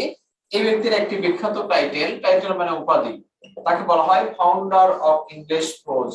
FOUNDER, ফাউন্ডার শব্দটা আমরা ভালো করে খেয়াল করি। এখানে পিলিতেও কোশ্চেন হয়, বায়োবাতেও কোশ্চেন হয়। Founder of English pros, founder of English pros. Pros কি আমরা জানবো একটু পরে। তবে দেখুন, অ্যাংলো সেকশন পিরিয়ডের বিখ্যাত একজন ব্যক্তি, সেই ব্যক্তির নাম হচ্ছে ক্যাডমন, যাকে বলা হয় ফার্স্ট বা আর্লিয়েস্ট ইংলিশ পয়েট। দ্বিতীয় ব্যক্তি হচ্ছে অ্যাংলো সেকশন পিরিয়ডের আরেকজন ব্যক্তি, সেই ব্যক্তির নাম Alfred the Great. Alfred the Great আর কিং আলফ্রেড দি গ্রেট একই কথা, সে একজন রাজা ছিল। কিং অফ ওয়েক্সেস, ওয়েক্সেস মানে ইংল্যান্ডের সাগরের তীরবর্তী স্থান। অথবা এই ব্যক্তি যেহেতু রাজা ছিল, ল অফ গভর্নিং, আইন প্রণয়ন করত। তার চেয়ে বেশি ইম্পর্টেন্ট এই টাইটেলটা, সেটা হচ্ছে ফাউন্ডার অফ ইংলিশ প্রোজ। যদি কোশ্চেন হয় পরীক্ষায় BCS A, who is the founder of English pros, তখন বলবো আলফ্রেড দি গ্রেট। এবার আমরা একটু গল্প করি। দেখুন, এখানে একটি শব্দ লেখা আছে, শব্দটা খেয়াল করি মনোযোগ দিয়ে। PROSE, pros. প্রোজ অর্থ হচ্ছে গদ্য। বাংলা সাহিত্যে গদ্যের জনক ঈশ্বরচন্দ্র বিদ্যাসাগর। এখানে প্রোজ আমরা খুব ভালো করে জানি, প্রোজ অর্থ হচ্ছে গদ্য, আর বাংলা সাহিত্যে গদ্যের জনক ঈশ্বরচন্দ্র বিদ্যাসাগর। এখানে ফাউন্ডার না থেকে যদি শব্দটা এরকম থাকতো, father of English pros. Founder না থেকে যদি এরকম একটা শব্দ থাকতো, ফাউন্ডার না হয়ে যদি এরকম শব্দ থাকতো যে ফাদার অফ ইংলিশ প্রোজ। দেখুন, একটা পার্থক্য আছে, ফাউন্ডার আর ফাদার অবশ্যই একটা পার্থক্য আছে। ফাদার অফ ইংলিশ প্রোজ যদি এই কোশ্চেনটা থাকতো, তাহলে ব্যক্তিটা ভিন্ন হয়ে যেত। ফাদার অফ ইংলিশ প্রোজ এখানে দুজন ব্যক্তি হয়। একজন ব্যক্তি হচ্ছে ফ্রান্সিস বেকন। হ্যাঁ, ফ্রান্সিস বেকনকে অন্য কিছু বলা যায়, তার মধ্যে হচ্ছে এই প্রোজের জনক বা এসের জনক ফ্রান্সিস বেকন। একজন ব্যক্তিকে অনেক টাইটেল বলা যেতে পারে। আরেকজন ব্যক্তি হচ্ছে জন ওয়াইকলি। তার মানে ফাদার অফ ইংলিশ প্রোজ কিন্তু দুজনই হয়। জন ওয়াইকলি, WYCLIFFE, জন ওয়াইকলি। আর একটু আমরা জেনে নেই, এই জন ওয়াইক্লিফকে বলা হয় first Bible translator, BIBLE, Bible translator. First Bible translator. এবার আমরা মনোযোগ দিয়ে একটু খেয়াল করি, আমরা অনেক ডিপলি যাচ্ছি আস্তে আস্তে। অ্যাংলো সেকশন পিরিয়ডের বিখ্যাত একজন ব্যক্তি, সে ব্যক্তির নাম হচ্ছে আলফ্রেড দি গ্রেট। তিনটি শব্দ, আলফ্রেড দি গ্রেট। তাকে তিনটি টাইটেল বলা যায়, founder of English prose, law of governing, king of Wessex, কিন্তু দরকার নেই। আলফ্রেড দি গ্রেট একজন বিখ্যাত ব্যক্তি। হি ওয়াজ বর্ন ইন 1849 থেকে 1899। কিন্তু নো নিড, দরকার নেই। আলফ্রেড দি গ্রেট থেকে একটা টাইটেল আপনারা পড়বেন, একটা ইম্পর্টেন্ট, সেই একটি টাইটেল হচ্ছে founder of English pros. Who is the founder of English pros? Alfred the great. এই টাইটেলটা খুঁজতে আমরা অতিরিক্ত গল্প করলাম, সেটা এরকম। এখানে বলা হচ্ছে প্রোজ, PROSE, প্রোজ। প্রোজ অর্থ হচ্ছে গদ্য, বাংলা সাহিত্যে গদ্যের জনক ঈশ্বরচন্দ্র বিদ্যাসাগর। কিন্তু founder of English pros Alfred the great. Founder না হয়ে যদি কখনো ফাদার অফ ইংলিশ প্রোজ হয়, তখন দুজন ব্যক্তি, একজন হচ্ছে ফ্রান্সিস বেকন। হ্যাঁ, ফ্রান্সিস বেকনকে অনেক কিছু বলা যেতে পারে, তার মধ্যে father of English prose Francis Bacon অথবা John Wycliffe. Wycliffe spelling WYCLIFFE। Wycliffe spelling ৬-৭ ভাবে লেখা যায়, তার মধ্যে পারফেক্ট হচ্ছে এই। তাহলে ফাদার অফ ইংলিশ প্রোজ দুজন, father of English prose Francis Bacon, John Wycliffe. কিন্তু ফাউন্ডার হলে একজন, আলফ্রেড দি গ্রেট। আর জন ওয়াইক্লিফকে আরেকটা ছোট্ট টাইটেল বলা হয় first Bible translator. First Bible translator, প্রথম বাইবেলকে ট্রান্সলেট করেছিল জন ওয়াইক্লিফ নামের এই ব্যক্তি। আমরা জানি বাইবেলের ভাষা ছিল হিব্রু, একে গ্রিক বা ল্যাটিন ভাষায় ট্রান্সলেট করেছিল জন ওয়াইক্লিফ। অথবা মতান্তরে আমরা জানি বাইবেলের ভাষা ছিল হিব্রু, একে ইংলিশ ভাষায় ট্রান্সলেট করেছিল জন ওয়াইক্লিফ। আমরা এটাও জানি পৃথিবীতে ৩৫০০ ভাষা আছে। একটা ভাষাকে যখন আরেকটা ভাষায় ট্রান্সলেট করা হয়, তখন মানুষের কনভারসেশনের সুবিধার্থের জন্য সেগুলো ইউজ করা হয় বা ব্যবহার করা হয়। বাইবেল যখন হিব্রু বা গ্রিক ভাষায় ছিল, তখন সাধারণ মানুষগুলি বুঝতে পারলো না। যখন এটা ইংলিশে ট্রান্সলেট করলো, তখন সাধারণ মানুষগুলিকে বুঝতে পারলো। আর এই জন্য এই দুজন ব্যক্তিকে বলা হয় father of English pros. Bible যেহেতু একটা ন্যারেটিভ আকারে ছিল, বর্ণনা আকারে ছিল, এক্সপ্লেইন আকারে ছিল, এজন্য প্রোজ অর্থ গদ্য, পদ্য, প্রবন্ধ সবকিছু হতে পারে। আমরা এখানে জানলাম প্রোজ অর্থ গদ্য, বাংলা সাহিত্যে গদ্যের জনক ঈশ্বরচন্দ্র বিদ্যাসাগর, ইংরেজি সাহিত্যে গদ্যের জনক আলফ্রেড দি গ্রেট। কিন্তু ফাদার অফ ইংলিশ প্রোজ হলো ফ্রান্সিস বেকন বা জন ওয়াইক্লিফ। জন ওয়াইক্লিফকে বলা হয় ফার্স্ট বাইবেল ট্রান্সলেটর। বাইবেলের জনক হচ্ছে Tyndale. Who is the father of Bible? Tyndale, কিন্তু ইম্পর্টেন্ট না। আরেকটা কোশ্চেন আমরা জেনে নেই, ফাদার আর ফাউন্ডারের মধ্যে একটা পার্থক্য আছে। ফাউন্ডার হচ্ছে যিনি কোনো বিষয়ে প্রথমে পথ দেখান। ফাউন্ডার হচ্ছে যিনি কোনো বিষয়ে প্রথমে পথ দেখান। আর ফাদার হচ্ছে যিনি কোনো বিষয়ে সর্বোচ্চ অবস্থান আনতে যার অবদান সবচেয়ে বেশি। হচ্ছে ফাদার আর ফাউন্ডারের পার্থক্য। অথবা এই বিল্ডিংটা যে প্রতিষ্ঠা করেছে সে হচ্ছে ফাউন্ডার, আর এই প্রতিষ্ঠা হওয়ার পরে যে আমরা এসেছি সেটা হচ্ছে father. Very nearest and nearest use this word with father and founder.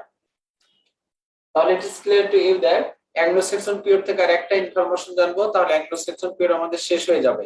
Anglo section পিরিয়ডের নাম জানলাম, ডিউরেশন জানলাম, সেঞ্চুরি জানলাম, বাংলা অর্থ জানলাম, অনেকগুলো অপর নাম জানলাম। অ্যাংলো সেকশন পিরিয়ডে দুজন ব্যক্তি পড়বো, একজন ক্যাডমন যাকে বলা হয় ফার্স্ট বার্লিস্ট ইংলিশ পোয়েট, একজন ব্যক্তি হচ্ছে আলফ্রেড দি গ্রেট যাকে বলা হয় ফাউন্ডার অফ ইংলিশ প্রোজ। তবে 21 থেকে পেলাম প্রোজ অর্থ গদ্য, বাংলা সাহিত্যে গদ্যের জনক ঈশ্বরচন্দ্র বিদ্যাসাগর, ইংরেজি সাহিত্যে গদ্যের জনক দুজন ফ্রান্সিস বেকন, জন ওয়াইক্লিফ। অপশনে যে থাকবে তাকে দেব, দুজন থাকলে অবশ্যই অপশনটা A+B, B+C ওই দুটোই হবে, দুটোই দেব। কিন্তু যদি বলা হয় ফার্স্ট বাইবেল ট্রান্সলেটর, তখন অবশ্যই জন ওয়াইক্লিফ। আই থিংক এই পর্যন্ত প্রত্যেকেরই কনসেপ্ট ক্লিয়ার। সো কোনো কোশ্চেন আছে এখানে?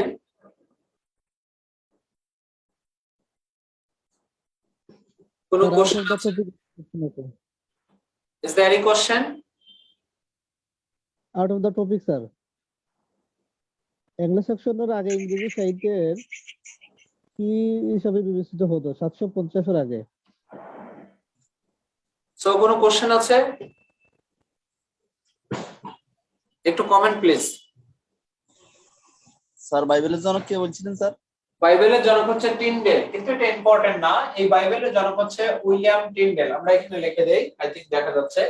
বাইবেল, শুধু বাইবেলের জনক যদি বলা হয় ফাদার অফ বাইবেল, তাহলে William, WILLIAM, William Tyndale. Tyndale স্পেলিংটা হচ্ছে TYNDAL। উইলিয়াম টিন্ডেলকে বলা হয় বাইবেলের জনক, ফাদার অফ বাইবেল। যদি বলা হয় who is the father of Bible, বাইবেলের জনককে, তাহলে William Tyndale, TYNDAL, Tyndale. William Tyndale is called that the title father of Bible. So, আর কোনো কোশ্চেন?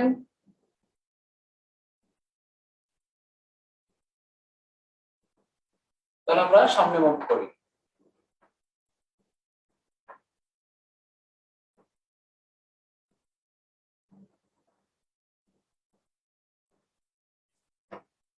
অ্যাংলো স্যাক্সন পিরিয়ড আমরা আর একটা ইনফরমেশন জানবো, তাহলে একটি যুগ আমাদের খুব সহজেই শেষ হয়ে যাবে। সেই ইনফরমেশনটা হচ্ছে একটি মেজর ওয়ার্ড, একটি মেজর ওয়ার্ড। ইংরেজি সাহিত্যের সবচেয়ে গুরুত্বপূর্ণ একটি মেজর ওয়ার্ড, সেই ওয়ার্ডের নাম হচ্ছে বেউফ। BEOWULF, BEOWULF, এটা ইংরেজি সাহিত্যের সবচেয়ে গুরুত্বপূর্ণ একটি গ্রন্থ। বেউফ মানে হচ্ছে মহাকাব্য, আর মহাকাব্য মানে হচ্ছে এপিক। বেউফ একটি মহাকাব্য, বেউফ হচ্ছে একটি মহাকাব্য। আর মহাকাব্যর ইংলিশ আমরা খুব ভালো করে জানি যে ইপিক। মহাকাব্যর ইংলিশ হচ্ছে ইপিক। বাংলায় যেমন রামায়ণ, মহাভারত, মেঘনাদ বধ, ইংলিশে এরকম অনেকগুলো ইপিক আছে, যেমন Paradise lost, Paradise Regained, Iliad, Odyssey, Rape of the Lock, Faerie Queene, Don Juan. এই কয়েকটা ইপিক ইংরেজি সাহিত্যের মধ্যে খুবই গুরুত্বপূর্ণ ভূমিকা পালন করে। প্রত্যেকটা পরীক্ষায় এই ইপিকগুলি সাধারণত এসেছে, আসবে, আসার সম্ভাবনা আছে। আমরা বেউফ থেকে কিছু ইনফরমেশন এট এ গ্লান্স জেনে নিই। দেখুন, first epic point, first epic point, ইংরেজি সাহিত্যের প্রথম মহাকাব্য কবিতা। দেখুন, ইপিক অনেক আছে, কিন্তু যদি বলা হয় ফার্স্ট ইপিক পয়েম কোনটি, তখন আমরা বলবো বেউফ। BEOWULF, ইংরেজি সাহিত্যের ফার্স্ট ইপিক মহাকাব্যের নাম হচ্ছে বেউফ। বাংলায় বলা হয় বেউল, ইংলিশে বেউল। অথবা এটাকে বলা যায় first literary piece, literary, first literary piece, PIEC, first literary piece. অথবা বলা হয় it has two parts, এটা দুইটা পার্ট আছে, গাণিতিক হতে পারে, সংখ্যার দিক থেকেও হতে পারে। it has two parts, এটার কয়টা পার্ট আছে? দুইটার পার্ট আছে। আর এই বেউফটা আমরা ছোট করে এখানে জানি কে লিখেছে, আননোন রাইটার। কে লিখেছে জানা যায়নি, এজন্য আমরা বলবো যে আননোন অথবা অ্যানোনিমাস রাইটার। অ্যানোনিমাস, MOUS শব্দটা অ্যানোনিমাস, অজ্ঞাতনামা একজন ব্যক্তি, কে লিখেছে জানা যায়নি, অ্যানোনিমাস রাইটার।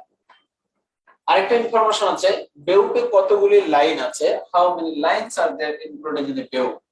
বেউফে লাইন নিয়ে কনফিউশন। বেউফে কেউ কেউ বলেছে যে এখানে 3000 লাইন আছে, কেউ বলেছে 3200 লাইন আছে, আই থিংক দেখা যাচ্ছে। আবার কেউ বলেছে যে এখানে 3182 লাইন আছে, কেউ বলেছে 3183 লাইন আছে। সবগুলি লাইন আছে, আমরা একটু ইনফরমেশন গুলি জেনে নিই। বেউফ থেকে গুরুত্বপূর্ণ পাঁচটা ইনফরমেশন খুব ইম্পর্টেন্ট, আর এই পাঁচটা ইনফরমেশন এট এ গ্লান্স হচ্ছে first epic poem, first literary piece, it has two parts, unknown by anonymous writer, এবং 3000 লাইনস, 3000 লাইনস। এখানে একটু খেয়াল করি, অ্যাংলো স্যাক্সন পিরিয়ডে প্রথমে নাম রিলেশন সেঞ্চুরি জানলাম, দ্বিতীয় দুজন ব্যক্তি জানলাম, একজন ক্যাটমন, একজন Alfred the great. Anglo Saxon পিরিয়ডের একটা মেজর ওয়ার্ক জানছি, সেই ওয়ার্কের নাম হচ্ছে বেউফ। বেউফ হচ্ছে একটা মহাকাব্য, দ্যাট মিন্স ইপিক। আর এই বেউফ থেকে আমরা পাঁচটা গুরুত্বপূর্ণ ইনফরমেশন এট এ গ্লান্স জেনে নিলাম। একটা হচ্ছে ফার্স্ট ইপিক পয়েম, এটা ইংরেজি সাহিত্যের প্রথম মহাকাব্য কবিতা। আরেকটা হচ্ছে ফার্স্ট লিটারেরি পিস, এটা সাহিত্যের প্রথম কাজ। একটা হচ্ছে ইট হ্যাজ টু পার্টস, এটা দুইটা পার্ট আছে, টু অথবা টু, গাণিতিকও হতে পারে, সংখ্যার দিক থেকেও হতে পারে। আরেকটা হচ্ছে এটা কে লিখেছে, আননোন বা অ্যানোনিমাস রাইটার। আননোন বা অ্যানোনিমাস, ANONYMOUS, অ্যানোনিমাস রাইটার, অজ্ঞাতনামা একজন ব্যক্তি।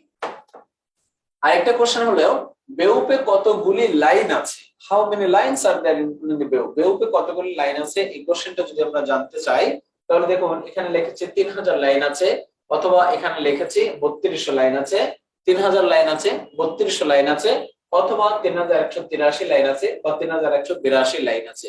সবগুলি লাইনই বেউফে আছে। এর মধ্যে থেকে দেখুন, যদি আমরা 3183 লাইনটা খুঁজি, তাহলে এটাও কোনো কোনো বইতে পাবো। তার মধ্যে একটি বই হচ্ছে হিস্ট্রি অফ দ্য ইংলিশ লিটারেচারের 107 নম্বর পেজের বাম পাশের 3 নম্বর লাইনে পাবো যে 3183 লাইন আছে। অথবা যদি আমরা গুগলে সার্চ দেই বেউফে কতগুলি লাইন আছে, তাহলে আমরা পাবো 3182 লাইন আছে। এছাড়াও এই লাইনটা আরেকটা বইতে পাবেন, শরীফ ভাইয়ের বই হ্যান্ডবুক অফ ইংলিশ লিটারেচারের 17 নম্বর পেজের বাম পাশের মাঝখানে লেখা আছে 3182 লাইন আছে, কিন্তু দুটেই নরমালি নো নিড, তেমন প্রয়োজন নেই। এখানে এই 3200 লাইন আপনি কখনো কখনো দেখতে পারেন কোন কোন বইতে। তার মধ্যে একটি বই হচ্ছে জর্জ MP3 2 নম্বর পেজের ডান পাশের মাঝখানে লেখা আছে যে 3200 লাইন আছে।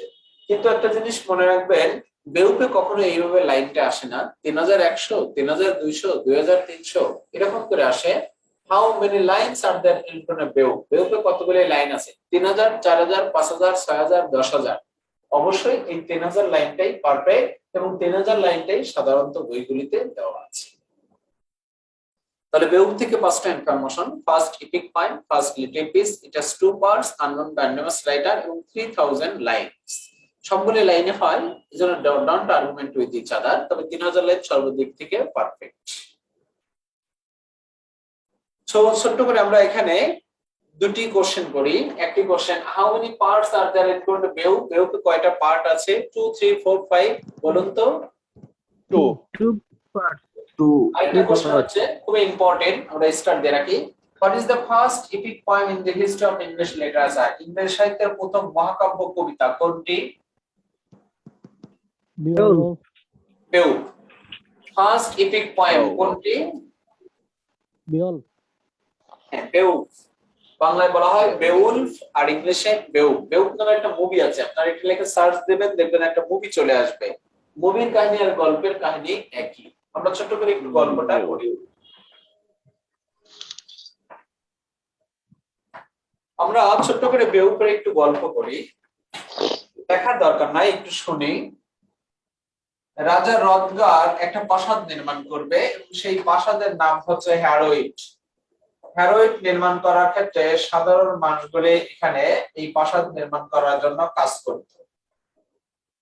আর এদিকে গ্রান্ডেল নামে শয়তান এক রাক্ষসী মহিলা এসে এই সাধারণ মানুষগুলোর উপর অনেক বেশি অত্যাচার করত, তাদেরকে মেরে ফেলতো, খেয়ে ফেলতো, ধরে ধরে নিয়ে যেত। তখন রাজা রদগার দুশ্চিন্তায় পড়লো, আমার প্রাসাদ নির্মাণ করার ক্ষেত্রে সাধারণ মানুষগুলিকে যদি গ্যান্ডেল এসে খেয়ে ফেলে, মেরে ফেলে, তাহলে আমার প্রাসাদ নির্মাণ করা হবে না। অতএব গ্যান্ডেল কি করলো, পার্শ্ববর্তী দেশ বেউপকে তার কাজের এখানে নিয়োজিত করলো। তখন বেউপ এখানে কাজের পাহারা দিল এবং তার হাতে একটা সুপারন্যাচারাল স্পিরিচুয়াল তরবারি ছিল। গ্যান্ডেল যখন সাধারণ মানুষগুলো এখানে ধরতে, খেতে, মেরে ফেলতে আসতো, তখন বেউপ তার তরবার দিয়ে গ্যান্ডেলের ডান বাহুতে আঘাত করলো এবং গ্যান্ডেল বসা এসে মৃত্যুবরণ করলো। গ্যান্ডেলস যখন মৃত্যুবরণ হলো, তখন গ্যান্ডেলস মাদার, গ্যান্ডেলের মা, তার সন্তান হারার ব্যথায় ব্যতীত প্রতিশোধ নেওয়ার জন্য এখানে গেল। গিয়ে দেখলো বেউপ বসে আছে, বেউপের সাথে যুদ্ধ করলো। যুদ্ধ করার পর গ্যান্ডেলের মাকেও ডান বাহুতে আঘাত করলো এবং গ্যান্ডেলের মাও বাসায় এসে মৃত্যুবরণ করলো। এর দীর্ঘদিন পর 50 বছর পর এখানে ড্রাগন আসলো। ড্রাগন এসে তার আগুন দ্বারা সবকিছু অত্যাচার শুরু করলো। বেউপ তখন দুশ্চিন্তায় পড়ে গেল। এক পর্যায়ে বেউপ তার তরবারি দিয়ে ড্রাগনকে আঘাত করলো, ড্রাগন মারা গেল। আর ড্রাগনও তার আগুন দ্বারা বেউপকে আঘাত করলো, বেউপও মারা গেল।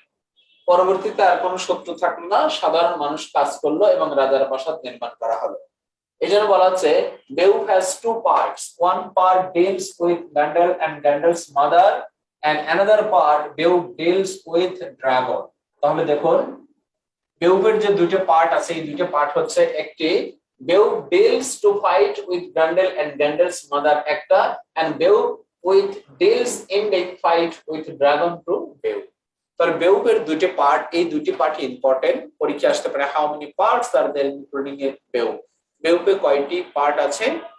2, 3, 4, 5, 2 পার্ট। সেটা গাণিতিক হতে পারে, সংখ্যার দিক থেকে হতে পারে। বেউপ fights with deals বেউপ and গ্যান্ডেলস mother, another বেউপ fight with dragon. এই দুটি পয়েন্ট অফ ভিউ থেকে গল্পটা তুলে ধরা হয়েছে। I think এ পর্যন্ত কনসেপ্ট ক্লিয়ার।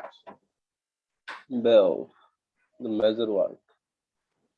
এবার আমরা ছোট্ট করে এখানে আরেকটা ইনফরমেশন জানি। দেখুন বেউপ যেহেতু একটা ইপিক, তাহলে যদি এরকম একটা কোশ্চেন করি, ইপিক পয়েট কে? Anglo-Saxon. ইপিক পয়েট কাকে বলা হয়? জন মিল্টনকে বলা হয়। জন মিল্টন এই যুগের সাথে কোনো সম্পর্ক নেই, কিন্তু ইপিক পয়েট কাকে বলা হয়? কাকে বলবো আমরা? ইপিক পয়েন্ট কে বলুন তো? John Milton. John Milton. Good. তাহলে এবার আরেকটা কোশ্চেন জানি, যদি কখনো বলা হয় what is tragedy, what is comedy, what is similar, what is metaphor, what is epic, literary terms বা ফিগারাল স্পিচ থেকে যদি একটি কোশ্চেন তৈরি করা হয় তাহলে দ্রুত পড়ে না মানুষ। a long narrative poem, a long narrative, NARRATIV, a long narrative poem, a long narrative poem, একটা দীর্ঘ গীতি কবিতাকে বলা হয় epic. a long narrative poem, একটা দীর্ঘ গীতি কবিতাকে বলা হয় ইপিক, যেখানে সুপারন্যাচারাল পাওয়ার থাকবে। a long narrative poem, একটা দীর্ঘ গীতি কবিতাকে বলা হয় ইপিক। যদি এরকম একটা কোশ্চেন আসে, how many kinds of epic, epic কয় প্রকার, 2 অথবা 2? ইপিক হচ্ছে 2 প্রকার, গাণিতিক বা সংখ্যার দিক থেকে লিখলাম। ইপিক হচ্ছে 2 প্রকার, ইপিক হচ্ছে 2 প্রকার। পরীক্ষা আসতে পারে how many kinds of epic, epic কয় প্রকার? ইপিক হচ্ছে 2 প্রকার। এই 2 প্রকার কি কি আমরা ছোট্ট করে জেনে নেই। 3টে ইনফরমেশন পেলাম, ইপিকের সংজ্ঞা পেলাম, ইপিক পয়েন্ট পেলাম, ইপিক 2 প্রকার পেলাম। আর এই 2 প্রকারের একটি হচ্ছে primary epic, PRAMARY, primary epic. Primary ইপিকের ছোট্ট করে একটা एग्जांपल দেই, ইলিয়াড অথবা ওডিসি। ইলিয়াড এবং ওডিসি দুটেই কিন্তু লিখেছে হোমার, দুটেই লিখেছে হোমার। আরেকটা হচ্ছে সেকেন্ডারি ইপিক, একটা প্রাইমারি ইপিক, একটা হচ্ছে সেকেন্ডারি ইপিক। একটা প্রাইমারি ইপিক, একটা হলো সেকেন্ডারি ইপিক। সেকেন্ডারি ইপিকের বিখ্যাত দুটি গ্রন্থ, একটা হচ্ছে PARADISE, প্যারাডাইস লস্ট। প্যারাডাইস লস্টটা খুবই ইম্পর্টেন্ট, পাবলিশড হয়েছে 1667। আরেকটা একই spelling, Paradise Regained, REGAINED, Paradise Regained, REGAINED, published হয়েছে 1671। আর ছোট করে জানি এই দুটি লিখেছিল মূলত জন মিল্টন, লিখেছিল জন মিল্টন। এখানে 5টি গুরুত্বপূর্ণ কোশ্চেন পেলাম, প্রত্যেকটা ক্যান্ডিডেটের জন্য খুব ইম্পর্টেন্ট, বিশেষ বাদার সকল জব সেক্টরের জন্য। বেউট যেহেতু একটা ইপিক, আর এই ইপিক থেকে আমরা ছোট্ট করে কয়েকটা গুরুত্বপূর্ণ ইনফরমেশন জেনে নিলাম। ইপিকের সংজ্ঞা, a long narrative poem, epic poet John Milton, epic 2 প্রকার, একটা প্রাইমারি ইপিক, একটা সেকেন্ডারি ইপিক। প্রাইমারি ইপিকের বিখ্যাত দুটি ইপিক হচ্ছে ইলিয়াড এবং ওডিসি, লিখেছে হোমার। ইলিয়াড ওডিসি কে লিখেছে? হোমার। কিসের एग्जांपल? প্রাইমারি ইপিকের एग्जांपल। প্যারাডাইস লস্ট পাবলিশড হয়েছে 1667, লিখেছে জন মিল্টন, সেকেন্ডারি ইপিকের एग्जांपल। প্যারাডাইস একই spelling, Regain, REGAINED, Paradise Regain বিখ্যাত একটি ইপিক, লিখেছে জন মিল্টন। আর এই প্যারাডাইস রিগাইন পাবলিশড হয়েছিল 1671। তাহলে 5টা গুরুত্বপূর্ণ কোশ্চেন জেনে নিলাম। ইপিকের সংজ্ঞা, ইপিক পয়েন্ট, ইপিক 2 প্রকার, 2 প্রকারের দুটো করে করে एग्जांपल। ইলিয়াড ওডিসি এটা লিখেছে হোমার, হোমার একজন Greek writer. Homer, Plato, Socrates, Aeschylus এগুলি হচ্ছে গ্রিক রাইটার। এখানে প্যারাডাইস লস্ট, প্যারাডাইস রিগাইন লিখেছে জন মিল্টন, সেকেন্ডারি ইপিক। পাবলিশডটা খুব important, Paradise lost, Paradise Regain কখন পাবলিশড হয়েছে। আরেকটা গল্প করি, একটু শুনি মনোযোগ দিয়ে। প্রাইমারি ইপিক তাকেই বলা হয় যে ইপিক প্রথমে থিংকিং করা হয়, তার অনেক বছর পরে লেখা হয়, তাকে বলা হয় প্রাইমারি ইপিক। সেকেন্ডারি ইপিক তাকেই বলা হয় যে ইপিক প্রথমে থিংকিং করা হয়, ইনস্ট্যান্টলি থিংকিং, কল্পনা করা পয়েন্ট অফ ভিউ থেকে যা কিছু লেখা হয় সেটা হচ্ছে সেকেন্ডারি ইপিক। ইপিকের সংজ্ঞা জানলাম, ইপিক পয়েন্ট জানলাম, ইপিক 2 প্রকার জানলাম, 2 প্রকারের দুটি করে করে एग्जांपल জানলাম। প্রাইমারি ইপিক তাকেই বলা হয় যা প্রথমে থিংকিং করা হয়, তার অনেক বছর পরে লেখা হয়, এটা হচ্ছে প্রাইমারি ইপিক। সেকেন্ডারি ইপিক তাকে বলা হয় যা ইনস্ট্যান্টলি থিংকিং, কল্পনা করে লেখা হয়, তাকে বলা হয় সেকেন্ডারি ইপিক। এই ব্যক্তি থেকে আরো অনেক অনেক টাইটেল বলা যায়, অনেক ইনফরমেশন জানা যায়, কিন্তু নো নিড, আপাতত প্রয়োজন নেই। তাহলে একটা কোশ্চেন করি আপনাদের, বলুন তো ইপিক পয়েন্ট কাকে বলা হয়? A long narrative John poem. Milton. A long narrative poem, it's called tragedy, comedy, drama, epic. Epic. Epic How many kinds of epic? 2, 3, 4, 5. 2। এবার বলুন ইলিয়াড ওডিসি কে লিখেছে? Homer. Homer. Paradise lost, Paradise Regain কে লিখেছে? John Milton. John Milton. Deeply এবং important একটি question, Paradise Lost কখন published হয়েছে 67 এবং প্যারাডাইস রিগাইন কখন পাবলিশড হয়েছে? 71 71 এই পাঁচটা পোরশন খুবই ইম্পর্টেন্ট। তাহলে বেউক থেকে পাঁচটা ইনফরমেশন পেলাম, first epic poem, first little piece, it is 2 parts, 3000 lines, unknown by anonymous writer. এই পাঁচটা ইনফরমেশন থেকেও এই পাঁচটা বেশি ইম্পর্টেন্ট, দেখুন পরীক্ষা অনেকবার এসেছে। ইপিক পয়েট জন মিল্টন, ইপিকের সংজ্ঞা a long native poem, epic দুই প্রকার, প্রাইমারি ইপিক, সেকেন্ডারি ইপিক, দুই প্রকারের দুটি করে এক্সাম্পল জানলাম।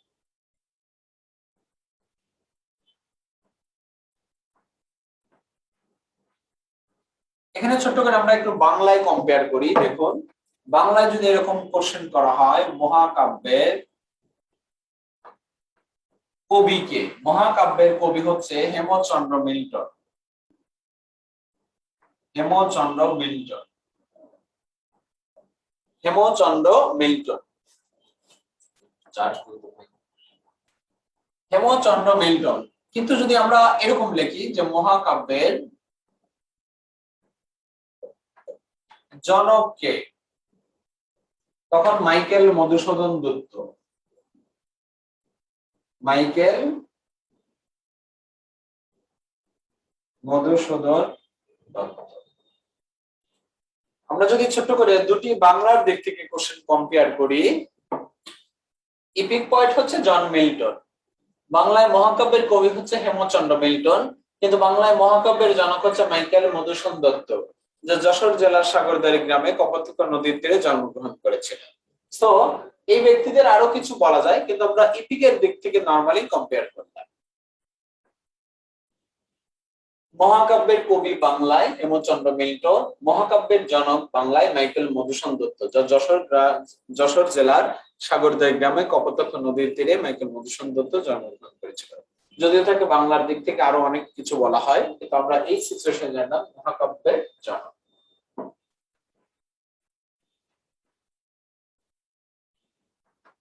মহাকাব্যের কবি হচ্ছে হেমচন্দ্র মিল্টন আর মহাকাব্যের জনক হচ্ছে মাইকেল মধুসূদন দত্ত।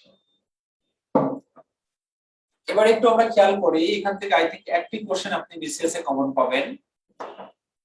যেমন আমরা এখানে লিখলাম ইলিয়াড প্লাস ওডিসি, সংক্ষেপে এটা লিখেছে হোমার। এরপর সংক্ষেপে প্যারাডাইস লস্ট প্লাস প্যারাডাইস রিগাইন, সংক্ষেপে এটা লিখেছে জন মিল্টন।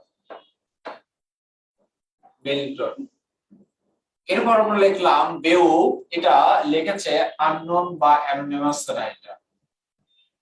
আননোন বা anonymous writer, anonymous, M O E S, anonymous writer. এবার খেয়াল করি, দেখুন এই তিনটা আমরা সংক্ষেপে লিখেছি, যেটা পড়ে আসলাম এজন্য। ইলিয়াড এবং ওডিসি লিখেছে Homer, paradise lost Paradise Regain লিখেছে জন মিল্টন, বেউক এটা লিখেছে আননোন বা অ্যানোনিমাস রাইটার। এবার যদি আমরা লিখি দি ফেরি কুইন, FAARIE, ফেরি কুইন, QUEENE, দেখেন কি লিখেছে। রাইটার কোনো কিছু লিখলে সেটা সেভাবেই রাইট, সেখানে রিকভার করার ক্ষমতা আমার আপনার নেই। ফেরি কুইনটা লিখেছে Edmund Spenser, Edmund EDMUND, Edmund Spenser, SPENSER, Edmund Spenser. Edmund Spenser Faerie Queene লিখেছে। দেখুন লাস্ট বিসিএস একটা কোশ্চেন আসছে, the Rape of the lock,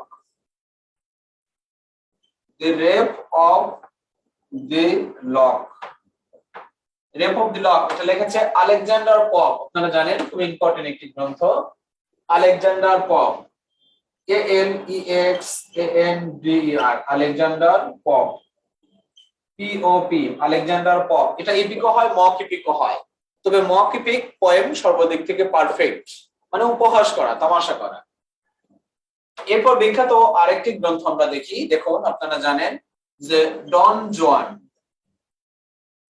Don Juan এটা একটা বিখ্যাত এপিক, এটা লিখেছে Lord Byron, Lord Byron, LORD Byron, BYRON, যাকে বলা হয় রিবেল পয়েট, বিদ্রোহী কবি। এই যে ইংরেজ সাহিত্যের বিখ্যাত এপিকগুলি যার নাম যে যুগেরই কবি সাহিত্যিক হোক না কেন, এখান থেকে আপনি একটা কোশ্চেন ইনশাআল্লাহ কমন পাবেন, কারণ সমগ্র ইপি খুবই ইম্পর্টেন্ট ভূমিকা পালন করে জব সেক্টরের ক্ষেত্রে। আমরা জেনে নেই ইপিক এর সংজ্ঞা জানলাম, ইপিক পয়েন্ট জানলাম, ইপিক দুই প্রকার জানলাম, দুই প্রকারের এক্সাম্পল জানলাম, ইপিক বাংলার সাথে কিছুটা কম্পেয়ার করলাম, বেউব একটা ইপিক এ সম্পর্কে জানলাম। এখন আমরা যে বিষয়টা জানতেছি সমগ্র ইংরেজি সাহিত্যের ব্যক্তি আর সমগ্র ইংরেজি সাহিত্যের গুরুত্বপূর্ণ ইপিক, এই কয়েকটা ইপিকের মধ্যে থেকে একটি কোশ্চেন সাধারণত কোশ্চেন কমন পাওয়ার সম্ভাবনা আছে, ইনশাআল্লাহ পাবেন।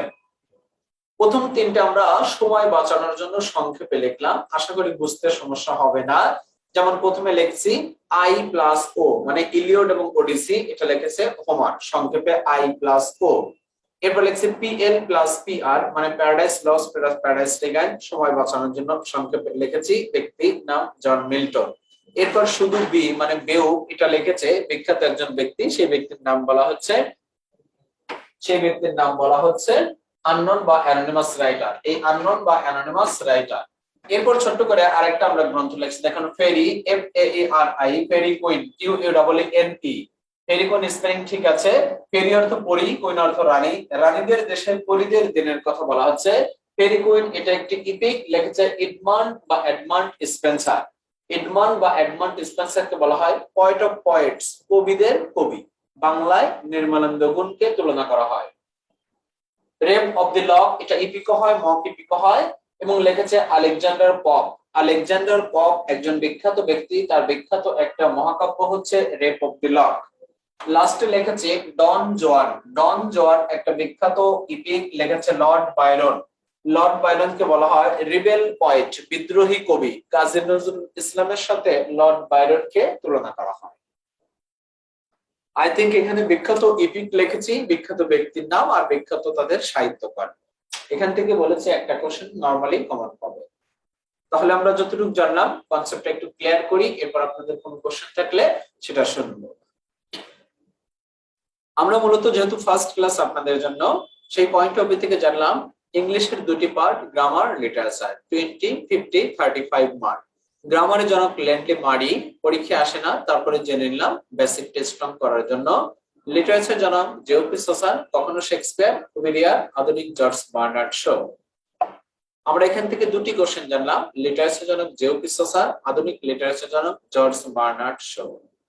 দ্বিতীয় স্টেপে আমরা জানলাম ইংরেজি সাহিত্যের 8টি যুগ আছে, এই 8টি যুগ হচ্ছে Anglo Saxon, Middle age, renaissance, neo classical, romantic, Victorian, modern, post modern. এই 8টি যুগের মধ্যে থেকে বললাম 3টি যুগের অর্থ অ্যাংলো সেক্সন দেবদূত, রেনেসান্স নবজীবন, নিও ক্লাসিক্যাল নব্য দ্বিরূপদী। এবং এই 8টি যুগের 2টি যুগ খুব বেশি ইম্পর্টেন্ট, 3 নম্বর রেনেসান্স পিরিয়ড, 5 নম্বর রোমান্টিক পিরিয়ড। এই 8টি যুগের নাম আসলে ডিউরেশন আসবে, ডিউরেশন আসলে নাম আসবে। ডিউরেশন গুলি ভুলে গেলে তার পূর্বে এবং পরের যুগকে ফলো করে সঠিক সময়ে রাইট ডিউরেশনটা পাওয়া যাবে। এই ধারাবাহিকতার দিক থেকে আমরা একটি যুগ আলোচনা করলাম, সেই যুগের নাম হচ্ছে যে অ্যাংলো সেক্সন পিরিয়ড। আমরা অ্যাংলো সেক্সন পিরিয়ডের নাম জানলাম, ডিউরেশন জানলাম, সেঞ্চুরি জানলাম, বাংলা অর্থ অনেকগুলি অপর নাম। অ্যাংলো সেক্সন পিরিয়ডে দুজন ব্যক্তি জানলাম, ক্যাডমন এবং আলফ্রেড দি গ্রেট। ক্যাডমনকে বলা হয় ফার্স্ট পয়েট বা আর্লিয়েস্ট পয়েট, বাংলায় লুইপা। আলফ্রেড দি গ্রেট কে বলা হয় ফাউন্ডার অফ ইংলিশ প্রোজ। তবে এখানে জানলাম প্রোজ অর্থ গদ্য, বাংলা ঈশ্বরচন্দ্র, ইংলিশে দুজন, ফ্রান্সিস বেকন, জন ওয়াইক্লিফ। কিন্তু ফাউন্ডার থাকলে আলফ্রেড দি গ্রেট। আর জন ওয়াইক্লিফকে বলা হয় ফার্স্ট বাইবেল ট্রান্সলেটর, আর বাইবেলের জনক উইলিয়াম টিন্ডেল। লাস্ট স্টেপে এসে আমরা বললাম অ্যাংলো সেকশন পিরিয়ডের একটা গুরুত্বপূর্ণ গ্রন্থ আছে, তার নাম হচ্ছে বেউব। বেউব হচ্ছে মহাকাব্য বা epic.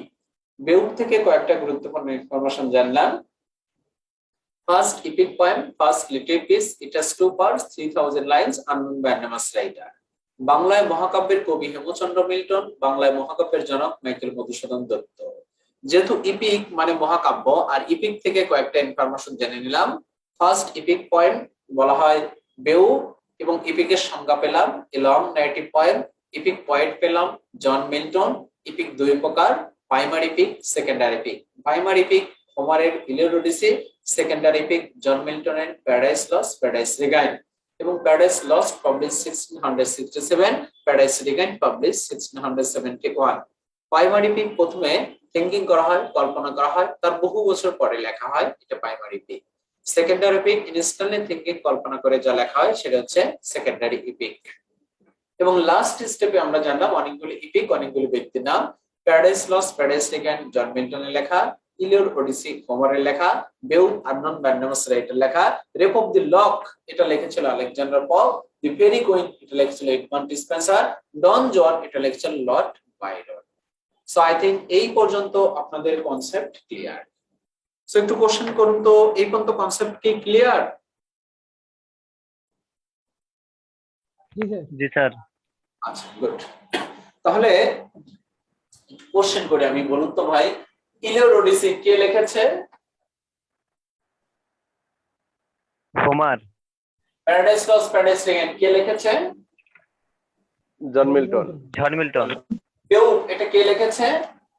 Unknown অ্যানিমাস writer. Unknown writer. Faerie queen কে লিখেছে? Edmund Spenser. Edmund Spenser. আরেকটা লিখে রেপ অফ দি লক কে লিখেছে? Alexander Pope. Last is call that Don Juan কে লিখেছে? Lord Byron. Okay, thank you, বুঝতে পেরেছি।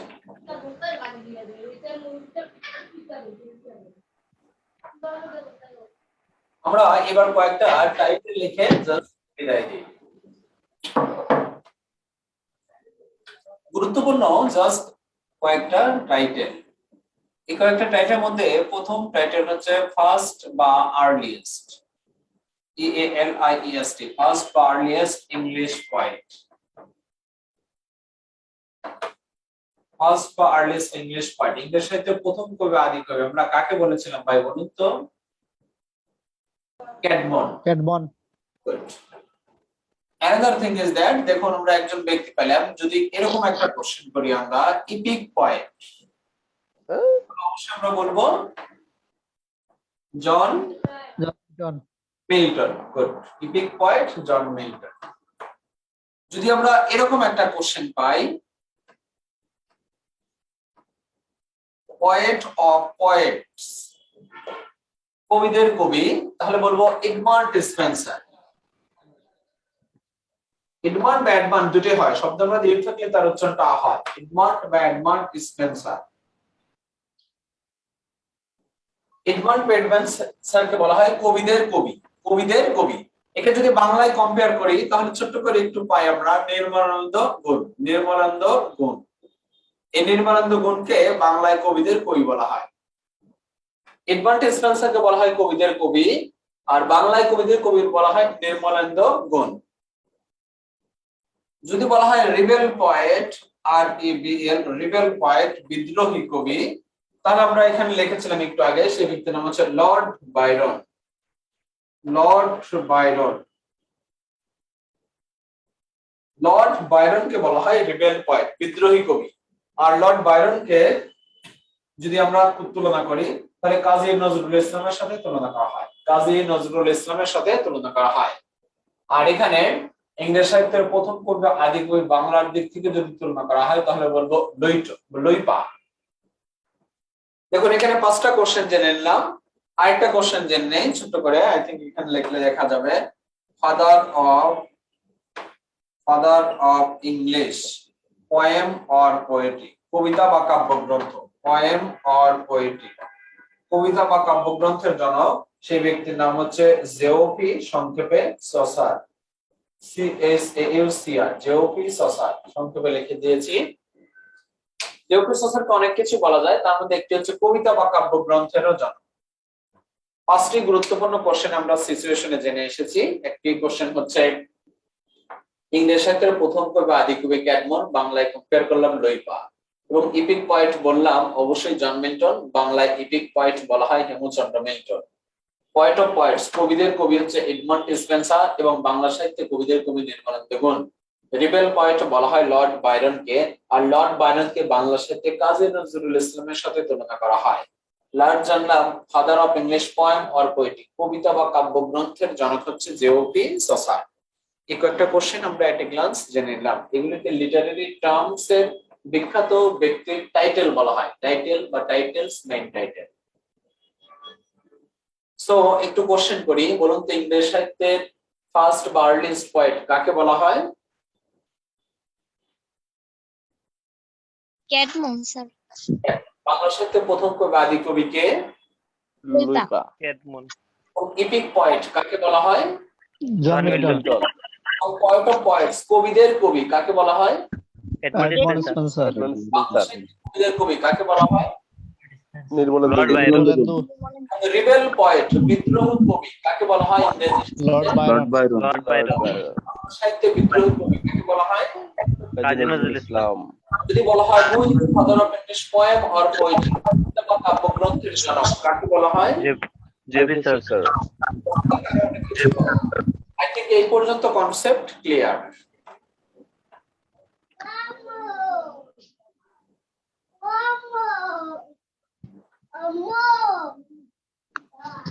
সো আমরা যে টাইটেলগুলো জানলাম এই টাইটেলগুলো খুবই ইম্পর্টেন্ট, আরো কিছু টাইটেল জেনে নেই, জানি। যদি বলা হয় এরকম ফাদার অফ ইংলিশ ট্র্যাজেডি, ট্র্যাজেডির জনক কে? Christopher Marlowe, CHRISTOPHER, Christopher Marlowe. Marlowe, Christopher Marlowe. Christopher মার্লোকে সংক্ষেপে বলা যায় CM। আরেকটি কোশ্চেন আমরা জানি, father of English comedy, father of English comedy এই ব্যক্তির নাম হচ্ছে Nicholas Udall, NICHOLUS, Nicholas Udall, UDALL, Nicholas Udall, সংক্ষেপে বলা যায় NU। দেখুন দুটি কোশ্চেন আমরা জানলাম, আপনি সাহিত্যের যে অংশে পড়েন না কেন ট্র্যাজেডি কমবে অবশ্যই পাবেন।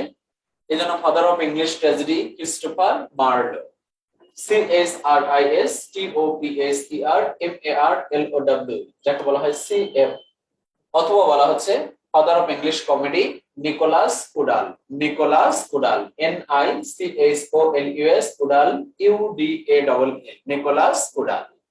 ট্র্যাজেডির জনক হচ্ছে ক্রিস্টোফার মার্লো, কমেডির জনক হচ্ছে নিকোলাস উডাল। নিকোলাস উডালকে সংক্ষেপে বলা হয় NU, মানে ন্যাশনাল ইউনিভার্সিটি, মনে রাখার জন্য। সো তাহলে দুটি কোশ্চেন করি, ক্রিস্টোফার মার্লো যদি কঠিন মনে হয় তাহলে CM বলতে পারেন, নিকোলাস উডালকে সংক্ষেপে NU বলতে পারেন। So who is the father of English tragedy? CM Christopher Marlowe. Christopher Marlowe who is the father of English comedy? Nicholas Udall Nicholas Udall. Thank you, ধন্যবাদ। কার লেখা বলুন তো? আহসান হাবিবের লেখা। বাংলা সাহিত্যে একটা বিখ্যাত গ্রন্থ আছে, ধন্যবাদ গল্পের গুচ্ছ, এটা আহসান হাবিবের লেখা। আমরা যতটুকু আজকে জানলাম, এবার একটু অন্য গল্প করি। দেখুন যেহেতু আপনারা নতুন, ফার্স্ট অফ অল একটা মেক এ প্ল্যান। প্রথমে একটা প্ল্যান করুন, ছোট বড় বড় মন্দ খারাপ যাই হোক না কেন, প্রথমে একটা প্ল্যান করুন। প্ল্যান করলে ডু সেই অনুসারে অবশ্যই করতে হবে, করলে you must get a result, অবশ্যই সফলতা আপনার হাতে আসবে। First of all you to make a plan, প্রথমে একটা প্ল্যান করুন, প্ল্যান করলে ডু সেটা করতে হয়, করলে you must get a result. So both are related to each other. প্রথমে একটা প্ল্যান করুন, অনেকটা নফল ইবাদতের চেয়ে একটা উত্তম প্ল্যান করা অনেক বেশি গুরুত্বপূর্ণ ভূমিকা পালন করে মানব জীবনের ক্ষেত্রে। সো প্রথমে একটা প্ল্যান করুন, সেই অনুসারে কাজ করুন, সফলতা আপনার হাতে আসবে। Success to catch in your hand if you just keep positive thinking, nothing will come out of nothing. সফলতা আপনার হাতে আসবেই, চেষ্টা করুন, সফলতা অবশ্যই আপনার হাতে আসবেই। দেখুন রবীন্দ্রনাথ বলেছিল মানুষ যা চায় তাই পায়। এখন আপনার কোশ্চেন, আমি একটা চাকরি চাই পাইনি, আমি একটা মেয়েকে ভালোবাসি পাইনি।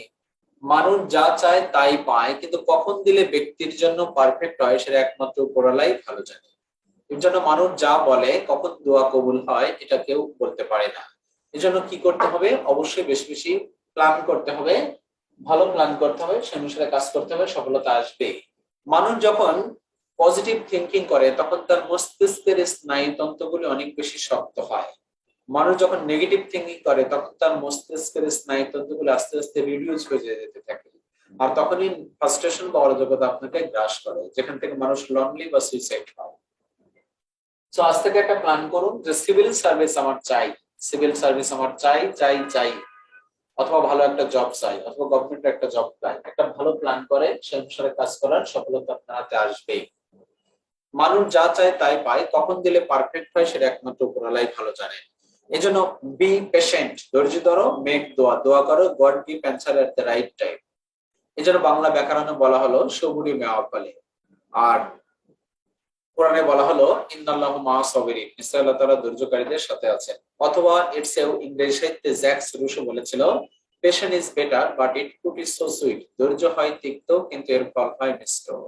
এবার রবীন্দ্রনাথ কথা চলে আসেন, মানুষ যা চায় তাই পায়, কখন দিলে আপনার জন্য পারফেক্ট হবে সেটা একমাত্র উপরওয়ালাই ভালো জানে। So you have to first of all make a plan. প্রথমে একটা প্ল্যান করেন যে আমি এই অল্প সময়ের মধ্যে 6 মাস ভালো প্রিপারেশন নিয়ে বেটার হব, দেন সে অনুসারে সেটা করেন, সফলতা আপনার হাতে আসবেই। Success to catch in your hand if you just keep positive thinking or hard work, nothing to say. দেখুন, জনাথন সুইফট একজন বিখ্যাত ব্যক্তি। এই ব্যক্তির একটা গ্রন্থ ছিল গ্যালিবার টেবলস নভেল, এটা পাবলিশড হয় 1726 সালে। এই ব্যক্তি বলেছিল ভালো ছাত্রছাত্রী বলে কিছুই নেই, দিনে 5 থেকে 6 ঘন্টা পড়ো, তুমি নিজেই ভালো ছাত্রছাত্রী হয়ে যাবে। জনাথন সুইফটের আরেকটা গুরুত্বপূর্ণ কথা সে বলেছিল, যে ব্যক্তি বই বেশি পড়ে সে সবসময় বিনয়ী হয়। অথবা জনাথন সুইফট আরেকটা কথা বলেছিল, যে বই বেশি পড়ে তার শত্রু কমে যায়। দেখবেন আপনার শত্রু কমে গেছে। So read the book and let the world, বই পড়ো এবং বিশ্ব পরিচালনা করো, because every book is the source of knowledge. আপনার সুপ্ত মেধা আছে, সেই সুপ্ত মেধাকে জাস্ট বিকশিত করো। বুদ্ধি দেওয়ার কিছু নেই, আপনি যথেষ্ট বুদ্ধিমান। তারপরেও আমি বলবো first of all you make a plan. আপনি যে কাজটাই করেন না কেন, প্রথমে একটা প্ল্যান করেন, ছোট বড় ভালো মন্দ খারাপ যাই হোক না কেন, সে অনুসারে কাজ করেন, সফলতা আপনার হাতে আসবেই। ব্যর্থতা তাকে গ্রাস করে যে ভয় পায়। So don't be afraid, to be or not to be, that is the question. ভয় পাবেন না। আমরা যতটুকু আলোচনা করলাম ফার্স্ট ক্লাসে, জাস্ট একটা বেসিক ইনফরমেশনে যাত্রা শুরু করলাম। আমরা জানলাম ইংরেজি সাহিত্যের দুটি পার্ট, গ্রামার, লিটারেচার, এবং 8টি যুগ আছে, 8টি নাম আছে, 8টি ডিউরেশন আছে। এই 8টি যুগের মধ্যে থেকে অ্যাংলো সেকশন পিরিয়ড দিয়ে যাত্রা শুরু করলাম। অ্যাংলো সেকশন পিরিয়ডের নাম, ডিউরেশন, সেঞ্চুরি, বাংলার তখন নাম, দুজন ব্যক্তি, ক্যাডমন, আলফ্রেড দি গ্রেট। একটা মেজর ওয়ার্ক বেউ, আর বেউ থেকে বিস্তারিত অথবা ইংরেজি সাহিত্যের যেগুলি বেউ বা ইপিক আছে সেগুলি সম্পর্কে জানলাম। সো আই থিঙ্ক এই পর্যন্ত কনসেপ্ট ক্লিয়ার। এবার কোনো কোশ্চেন থাকলে নিঃসন্দেহে বলতে পারে। In the whole literature, not only fixed Anglo section, Middle Age, postmodern. So, কোনো কোশ্চেন আছে?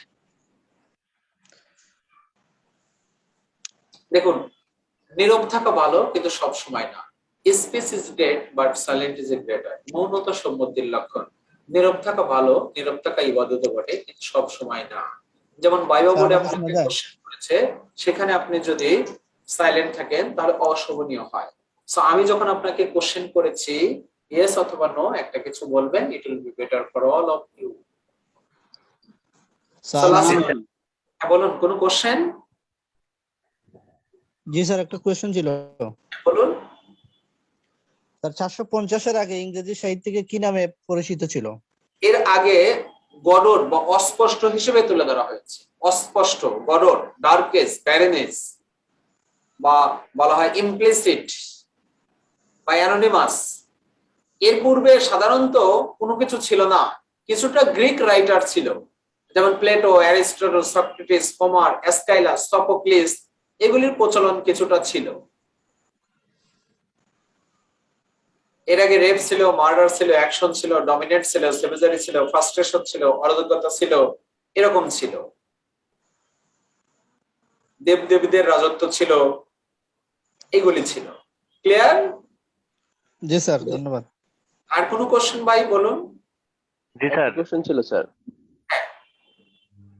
বলছিলাম যে আমাদের যতটুকু আমরা জানলাম, আমাদের কি এর পরবর্তীতে কোনো বই বা কোনো নোট ফলো করতে হবে কিনা, না এতটুকু বললেই হবে? যদি কোনো নোট বা বই লাগে আমি অফিসে দিয়ে দেবো, আপনারা সেটা নেবেন। আর সাধারণত সাহিত্যের ক্লাসগুলি আমি নেব, তো দেখবেন যে কয়েকটা ক্লাস করলে খুব ইজিলি বুঝতে পারবেন। আই থিঙ্ক কোনো কিছু লাগবে না। এরপরে যদি লাগে তাহলে অফিস থেকে আমি শিট দিয়ে দেবো, আপনারা নিয়ে নেবেন। ক্লিয়ার? এটা জানার ছিল। ঠিক আছে, I will help you ইনশাআল্লাহ। সো তাহলে আজকের মতো এখানেই বিদায়। ভালো থাকবেন, সুস্থ থাকবেন, সবার জন্য শুভকামনা বলে বিদায় নিচ্ছি। আসসালামু আলাইকুম, আল্লাহ হাফেজ। আসসালামু আলাইকুম। ওয়ালাইকুম আসসালাম, আল্লাহ হাফেজ। ওয়ালাইকুম আসসালাম।